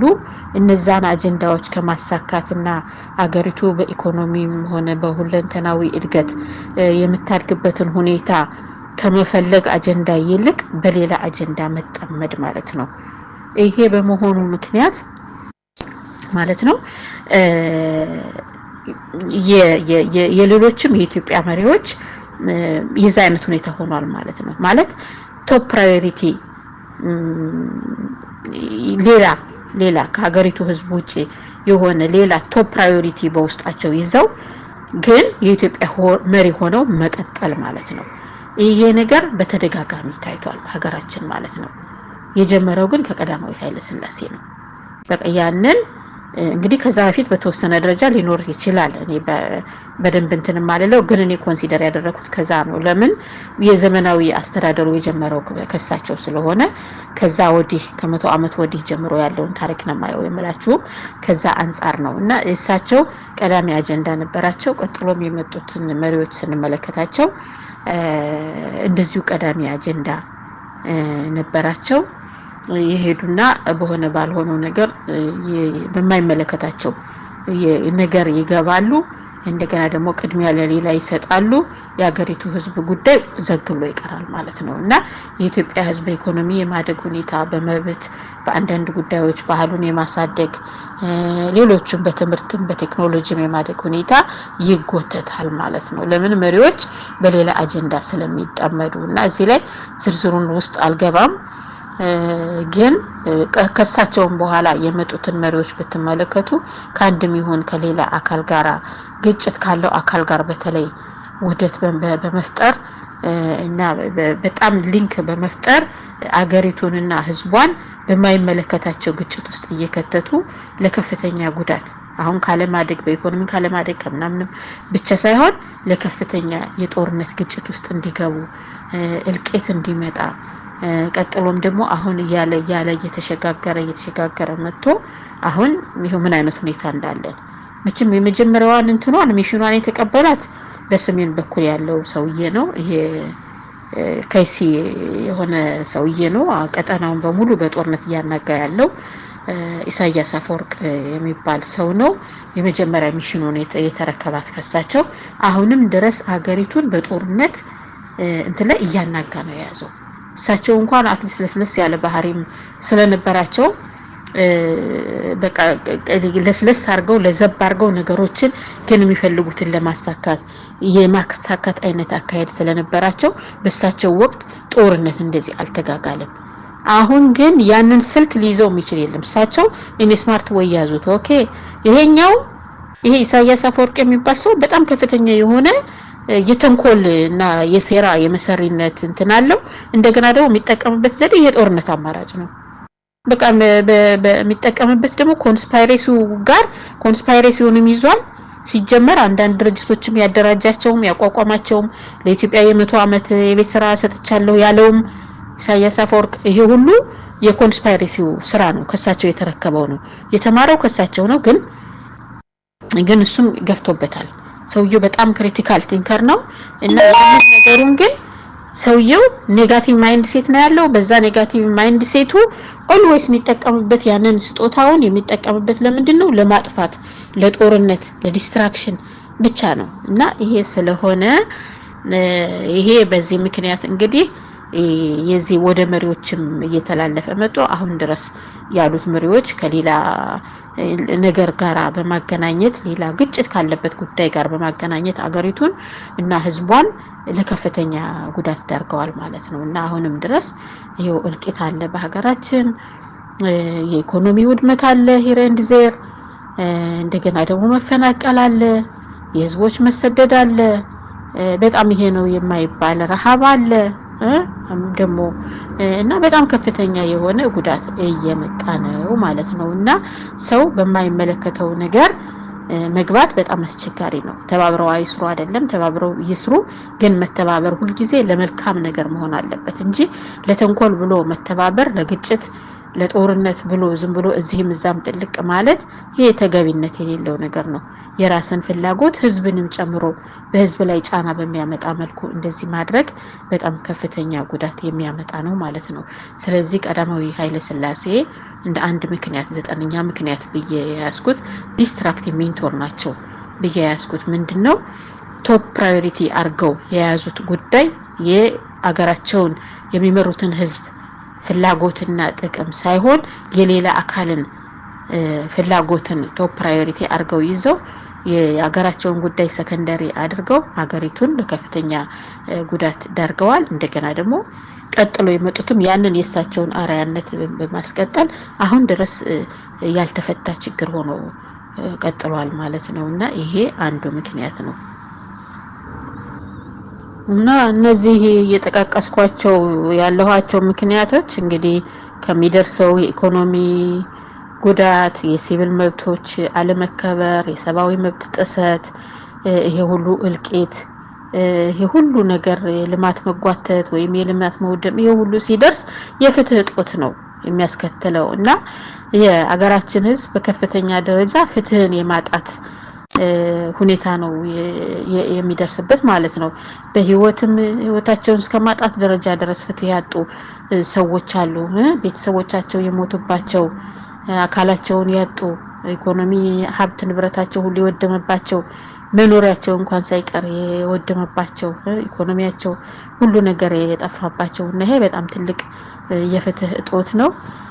ስለዚህ ይሄ ሰው በሚመለከተው ነገር ላይ መስራት የራስን ስራ የራስን ጉዳይ ፕራዮሪቲን አውቆ ለይቶ ከዛ አንፃር ትረስት ሆኖ ታማኝ ሆኖ መቀጠል ትልቅ ነገር ነው ማለት ነው። እና ይሄ እንግዲህ መታመንን ከህዝብ ፍላጎት አንፃር ያለ ማየት ሁኔታ ከራስ ፍላጎት አንፃር ብቻ የማየት ሁኔታ እና ይሄ በጣም አስቸጋሪ ነገር ነው። ሁሉም መጠቅሳችሁ ምክንያቶች በጣም አስቸጋሪ ነገሮች ናቸውና ለዚህ ነው ቀዳማዊ ኃይለ ሥላሴ ዲስትራክቲቭ ሜንቶር ናቸው ብዬ ያነሳሁት ማለት ነው። እና መጀመሪያ ላይ በርግጥ መግቢያው ላይ ነግሬያችኋለሁ፣ አሁንም በደግመው የተሻለ ነው። እኔ አሁን ይሄንን የቀዳማዊ ኃይለ ሥላሴን ጉዳይ እንደዚህ አጽንኦት ሰጥቼ የማቀርብበት ምክንያት ምን መሰላችሁ? ብዙ ምሁራን እያዩት አይደለም ይሄንን ነገር ጋፕ ፊለር ነው አንዱ የኔ በዚህ በሚዲያው በዚህ በአመተ ሰላም ሚዲያ ያለው ነገር ጋፕ ፊለር መሆን ስለሆነ እንደ ቫልዩ ያዝነው ነገር ክፍተት አለባቸው የተባሉትን ነገሮች ነው ማነሳው ማለት ነውና ብዙ ሰው የተናገራቸው ብዙ ሚዲያ ላይ ያሉ ነገሮችን ከመደጋገም ይልቅ ያልተነሱ ነጥቦችን ማንሳቱ ይሻላል በሚል ነውና ስለ ቀዳማዊ ኃይለ ሥላሴ ሩት ኮዝ ስለመሆናቸው ኢሳያስ አፈወርቅ አሁን ለተፈጠረው ችግር ቀጥተኛ የሆነ በህይወት ካሉት ደግሞ አንደኛው እሱ ነው እና እሱ ያለውን ሁኔታ አይደለም ወደሱ አይደለም ሞሮፍ ነገሮች እየተገፉ ያለት ነምበር 1 ግን በህይወት ካሉ ሰዎች እሱ ነው። እንዳጠቃላይ ደግሞ ሳይው በኔ በመቶ አመት ውስጥ ሩት ኮዝ በየሞስዳቸው የሆነውን ስራ የመሰረት የጣሉት ቀዳማዊ ኃይለ ሥላሴ ናቸው። ቀጥሎ ኢሳያስ አፈወርቅ ነው። እሱን በሚቀጥለው ምናየው ይሆናል እና ከዚህ አንፃር ነው ያየሁት ያለውት ማለት ነው። ሌሎች አሁን ምን ፖይንት ነው ማስላሳያችሁ የፈለኩት ጋፕ ፊለር ሚለውን ማለት ነው። ክፍተት የመሙላት ነገር ሰው አብዛኛው የሚጽፉ የሚዲያ ሰዎች ተንታኞች ብዙ በሰፋ ባለ ሁኔታ እያዩት ስላልሆነ እኔ ሩት ኮዙን ማሳየት ፈልጋለሁ እና ሩት ኮዙ ደግሞ የችግሮች ደግሞ ሩት ኮዙ ካልታወቀ መፍትሄው ትክክለኛ አይሆንም። ሐኪም የህመሙን አይነት በደንብ ሲለይ ነው ትክክለኛ መሆኑ መድኃኒት ሊያዝ የሚችለው። ስለዚህ ችግራችን እኛ ደግሞ በትክክል መለየት ከቻል ችግሩን መለየት የመፍትሄው አካል ነው በራሱ እና ችግራችን መነሻው ሩት ኮዙ ምክንያቱ መንስኤው ምንድነው የሚለው ነገር በደንብ አይተን ለዛ የሚመጣን መፍትሄ ያስፈልገናል ማለት ነው። እና ከዚህ አንፃር ነው አሁን ሩት ኮዙን ለማሳየት እየሞከርኩ ያለሁትና ለዚህ ሁሉ ለችግሮች ሁሉ ሩት ኮዝ መሰረቱን የጣሉት በዋናነት ከመሪዎች ቀዳማዊ ኃይለ ሥላሴ ናቸው ብዬ የማየው ማለት ነው። እና በእኛ ውስጥ ግን ሌሎች ምክንያቶች የሉም ማለት አይደለም። ጎጂ ልማዳዊ ድርጊቶች አሉ፣ ሌሎች የቆዩ ደግሞ ነገሮች አሉ። ከነሱ በተጨማሪ እንግዲህ በዘመናዊ ሲስተም መምጣት ከጀመረበት ጊዜ ጀምሮ ለማለት ፈልጌ ነው።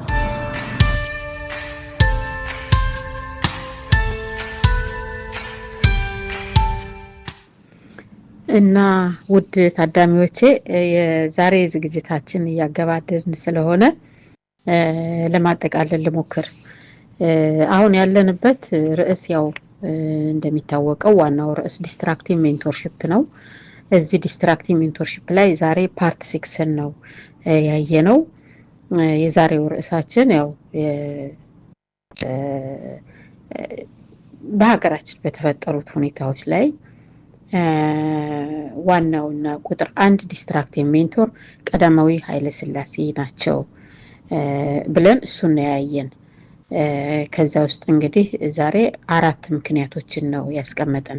በአጠቃላይ ወደ 12 ምክንያቶችን ነው እኔ ለማሳየት የፈለኩት እና ዛሬ ያየነው 4 ምክንያቶችን ነው። እና እስካሁን የመጣንባቸውን ስናይ እዚህ ዲስትራክቲቭ ሜንቶርሺፕ ላይ የመጀመሪያው ፓርት 1 ላይ መግቢያ ነው ያየነው። ለምን ዲስትራክቲቭ ሜንቶርሺፕ ላይ ዝግጅት ማቅረብ ለምን እንዳስፈለገ የሚገልጽ ነገር ነው። ዝርዝሩን መለስ ብላችሁ ማየት ይቻላል ፓርት 1ን። እሱም ምንድነው ጋፕ ፊለር ለመሆን እና ምክንያቱም ከመቶ ዓመት ወዲህ ያለውን ነው እያየን የመጣ ነው።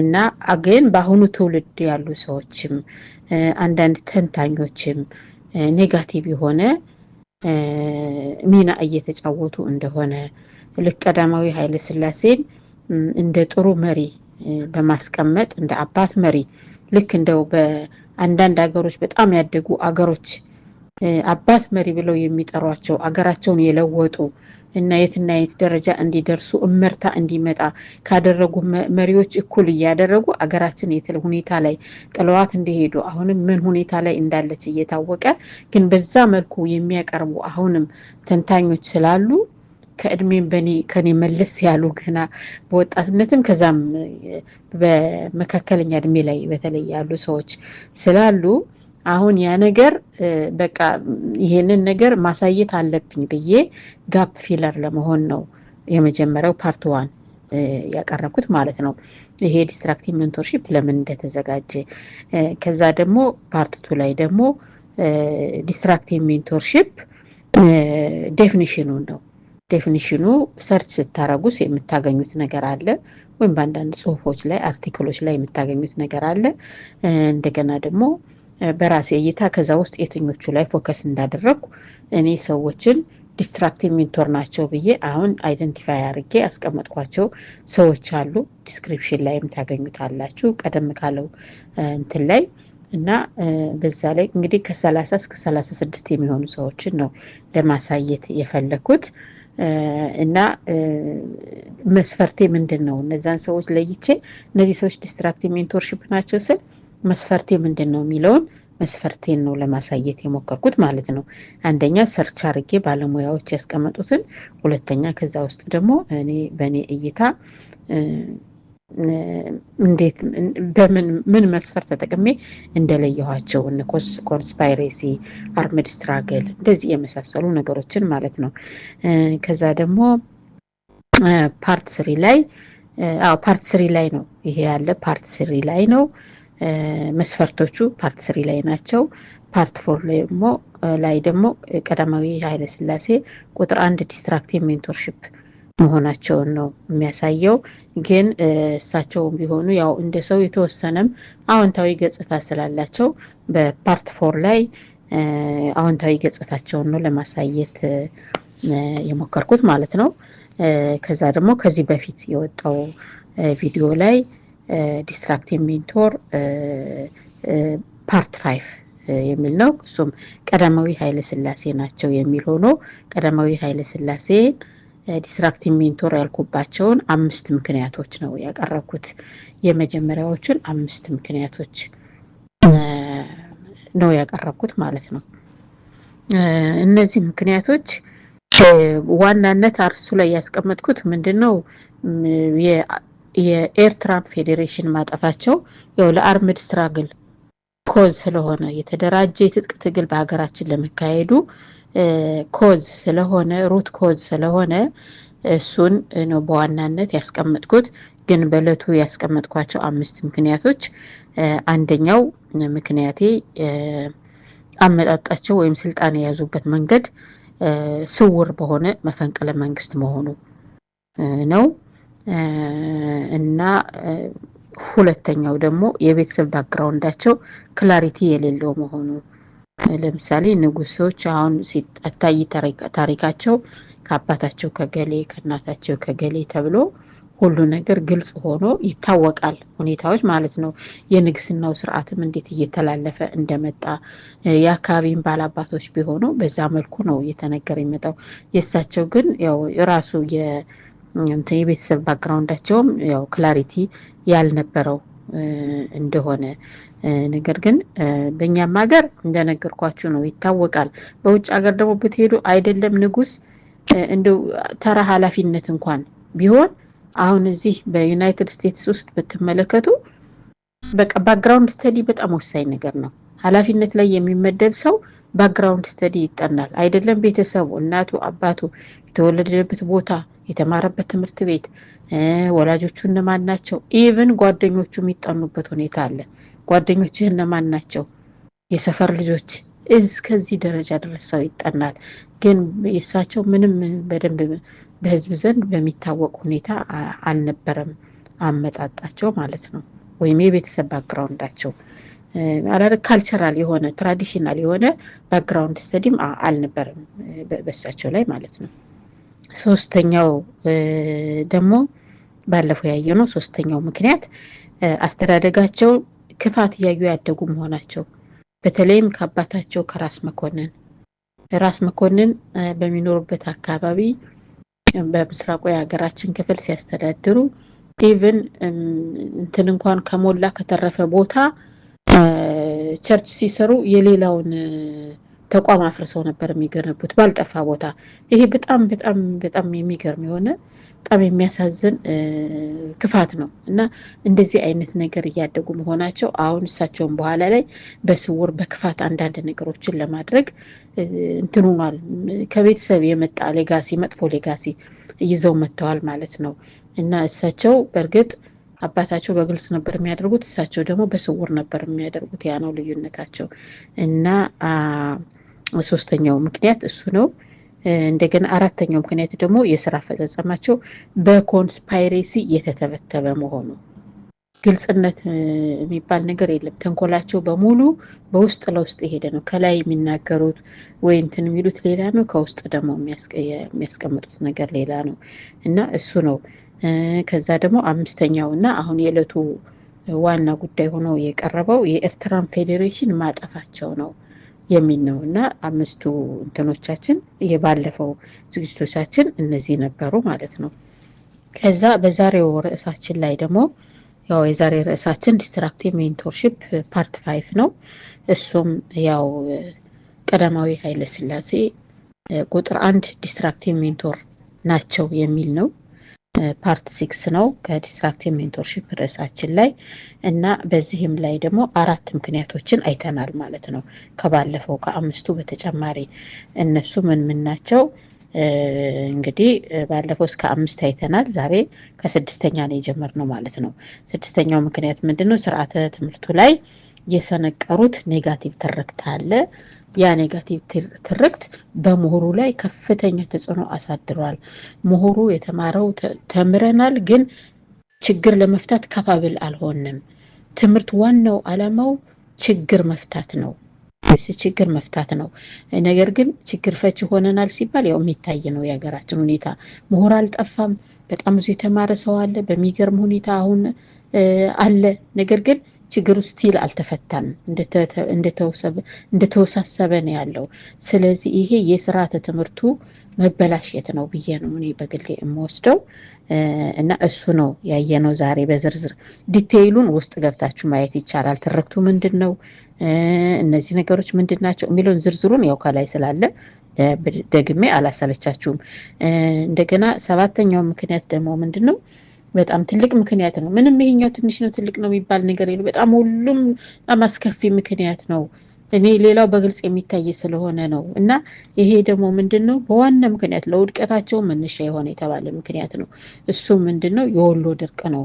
የወሎ ድርቅና ረሃብን በድብቅ በማድረግ ወይም ደግሞ መረጃ እንዳይወጣ በማድረግ በወሎና አጎራባች በሆኑት አካባቢዎች ላይ ክፍለ ሀገሮች ላይ የደረሰው ድርቅ በከፍተኛ ደረጃ ህዝብ እንዲያልቅና ህዝቡ ለጉዳት እንዲዳረግ አስችሏል ማለት ነው። ስለዚህ ይሄም በጣም ትልቅ ምክንያት ነው። ቀዳማዊ ሥላሴ ዲስትራክቲቭ ሜንቶር ቁጥር 1 ዲስትራክቲቭ ሜንቶር ናቸው ከሚባሉበት ምክንያቶች አንዱ ነው ማለት ነው። ከዛ ደግሞ 8ኛ ምክንያት አይተናል።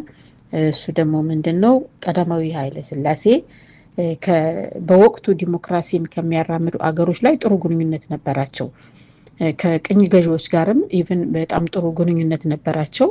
5 ዓመትም ተቀምጠዋል እዛ እና በወቅቱ የነበሩትም የነሱ ባለሙያዎች በአገራቸው የዲሞክራሲን አስተዳደር እንዲጀምሩ ምክር ሰጥተዋቸው ባለሙያዎች ሁሉ ብዙ ግፊት እየፈጠሩ ነበር። ነገር ግን እሳቸው ፈቃደኛ አልነበሩም እና የዲሞክራሲን በር ጥርቅም አድርገው ዘግተዋል ማለት ነው ቀዳማዊ ሥላሴ። ስለዚህ አንዱ ዲስትራክቲቭ ሜንቶር የሆኑበትን ምክንያት ይሄ ነው። ሌሎች ሀገሮች እኮ አንዱ ስለጀመረው ነው፣ አንዱ መሪ ስለጀመረው ሌላው እያሳደገው መጣ። ግን ጥርቅም ብሎ ከተዘጋ በምን ይገባል? እና ቀዳማዊ ኃይለ ሥላሴ እንደዚህ አይነት የውይይት ባህል እንዳያድግ በሀገራችን ዲሞክራሲ እንዳያድግ ከፍተኛ መሰናክል እንቅፋት ሆነዋል ማለት ነው። እና በእርግጥ ፓርላማ ነበር፣ እሱን አልካድኩም። ነገር ግን አብዛኞቹ ነገሮች ዝግ ነበሩ። ብዙም ተንኮል እንዳለ በውስጡ ለማሳየት ሞክሬያለሁ። ቪዲዮውን አላደርግ እንትን ከፈለጋችሁ መለስ ብሎ ማየት ይቻላል ማለት ነው። ሌላውና ያየነው የመጨረሻው ምክንያት ደግሞ 9ኛው ምክንያት ነው። 9ኛው ምክንያት ደግሞ ከሚመሯት ሀገር ይልቅ የሚያስቀድሙት ጉዳይ ነበራቸው። ከሚመሩት ህዝብ በፊት የሚያስቀድሙት አጀንዳ የያዙ መሆናቸው ነው። እሱም ፕሮክሲ ዋር ነው። የፕሮክሲ ዋር አጀንዳ ነበራቸው እና ያ በመሆኑ ከሀገራቸው ጥቅም፣ ህዝብ ልማትና ጥቅም፣ ሰላም፣ ፍትህ ይልቅ የሚያስቀድሙት ሌላ አጀንዳ ስለነበራቸው የሀገራቸውን ህዝብ ሰከንዳሪ አድርጎ በማየት ይሄ እምነት ማጉደልም ጭምር ነው እና እንደዛ ስለሆነ ቀዳማዊ ኃይለ ሥላሴ ዲስትራክቲቭ ሜንቶር ናቸው ያልኩበት 9ኛ ምክንያቴ ነው ማለት ነው። እና አሁን በዛሬው ዝግጅታችን እስከ 9ኛው ምክንያት ድረስ ደርሰናል። በአጠቃላይ ወደ 12 ምክንያቶችን ነው ለማሳየት አሳያለሁ ብዬ ያልኩት እና በሚቀጥለው ደግሞ የቀሩትን ለማየት እንሞክራለን ማለት ነው። እሺ ውድ የዘወትር ተከታታዮቼ፣ አዲስ የመጣችሁ እንግዶቼም ለአብሮነታችሁ በጣም አመሰግናለሁ። ጥሩ ቆይታ እንደነበረን ተስፋ አደርጋለሁ እና እንግዲህ ያው እየጨረስን ስለሆነ ላይክ ማድረግ እንተዋወስ። ላይክ ያላረጋችሁ ካላችሁ ላይክ አድርጉ። መልእክታችን ደግሞ ለብዙ ሰው እንዲደርስ ሼር አድርጉ። ኮሜንት አስፍሩልኝ። ጥያቄና አስተያየት ካላችሁ ኮሜንት ላይ አስፍሩልኝ። ያው ሁሌም እንደምላችሁ ጥያቄውም አስተያየቱ በተለይ ይሄንን የኔን ሀሳብ በመጋራት ሊሆን ይችላል፣ ወይም ደግሞ ለየት ያለም ሀሳብ ካላችሁ አስፍሩልኝ። ሙቹዋል ለርኒንግ ነው፣ እንማማርበታለን። ያላስታወስነውም ነገር ካለ መተዋወሱ ጥሩ ነው በሁላችንም በኩል። እንደዛ ነው። ሌላው ደግሞ ያው ሰብስክራይብ ያላረጋችሁ በተለይ አዲስ የመጣችሁ ካላችሁ ሰብስክራይብ ማድረግ እንተዋወስ እያልኩኝ እንግዲህ ለሰጣችሁኝ ውድ ጊዜያችሁን ስለሰጣችሁኝ እጅግ በጣም አመሰግናለሁ። በያላችሁበት ሰላም ሁኑልኝ።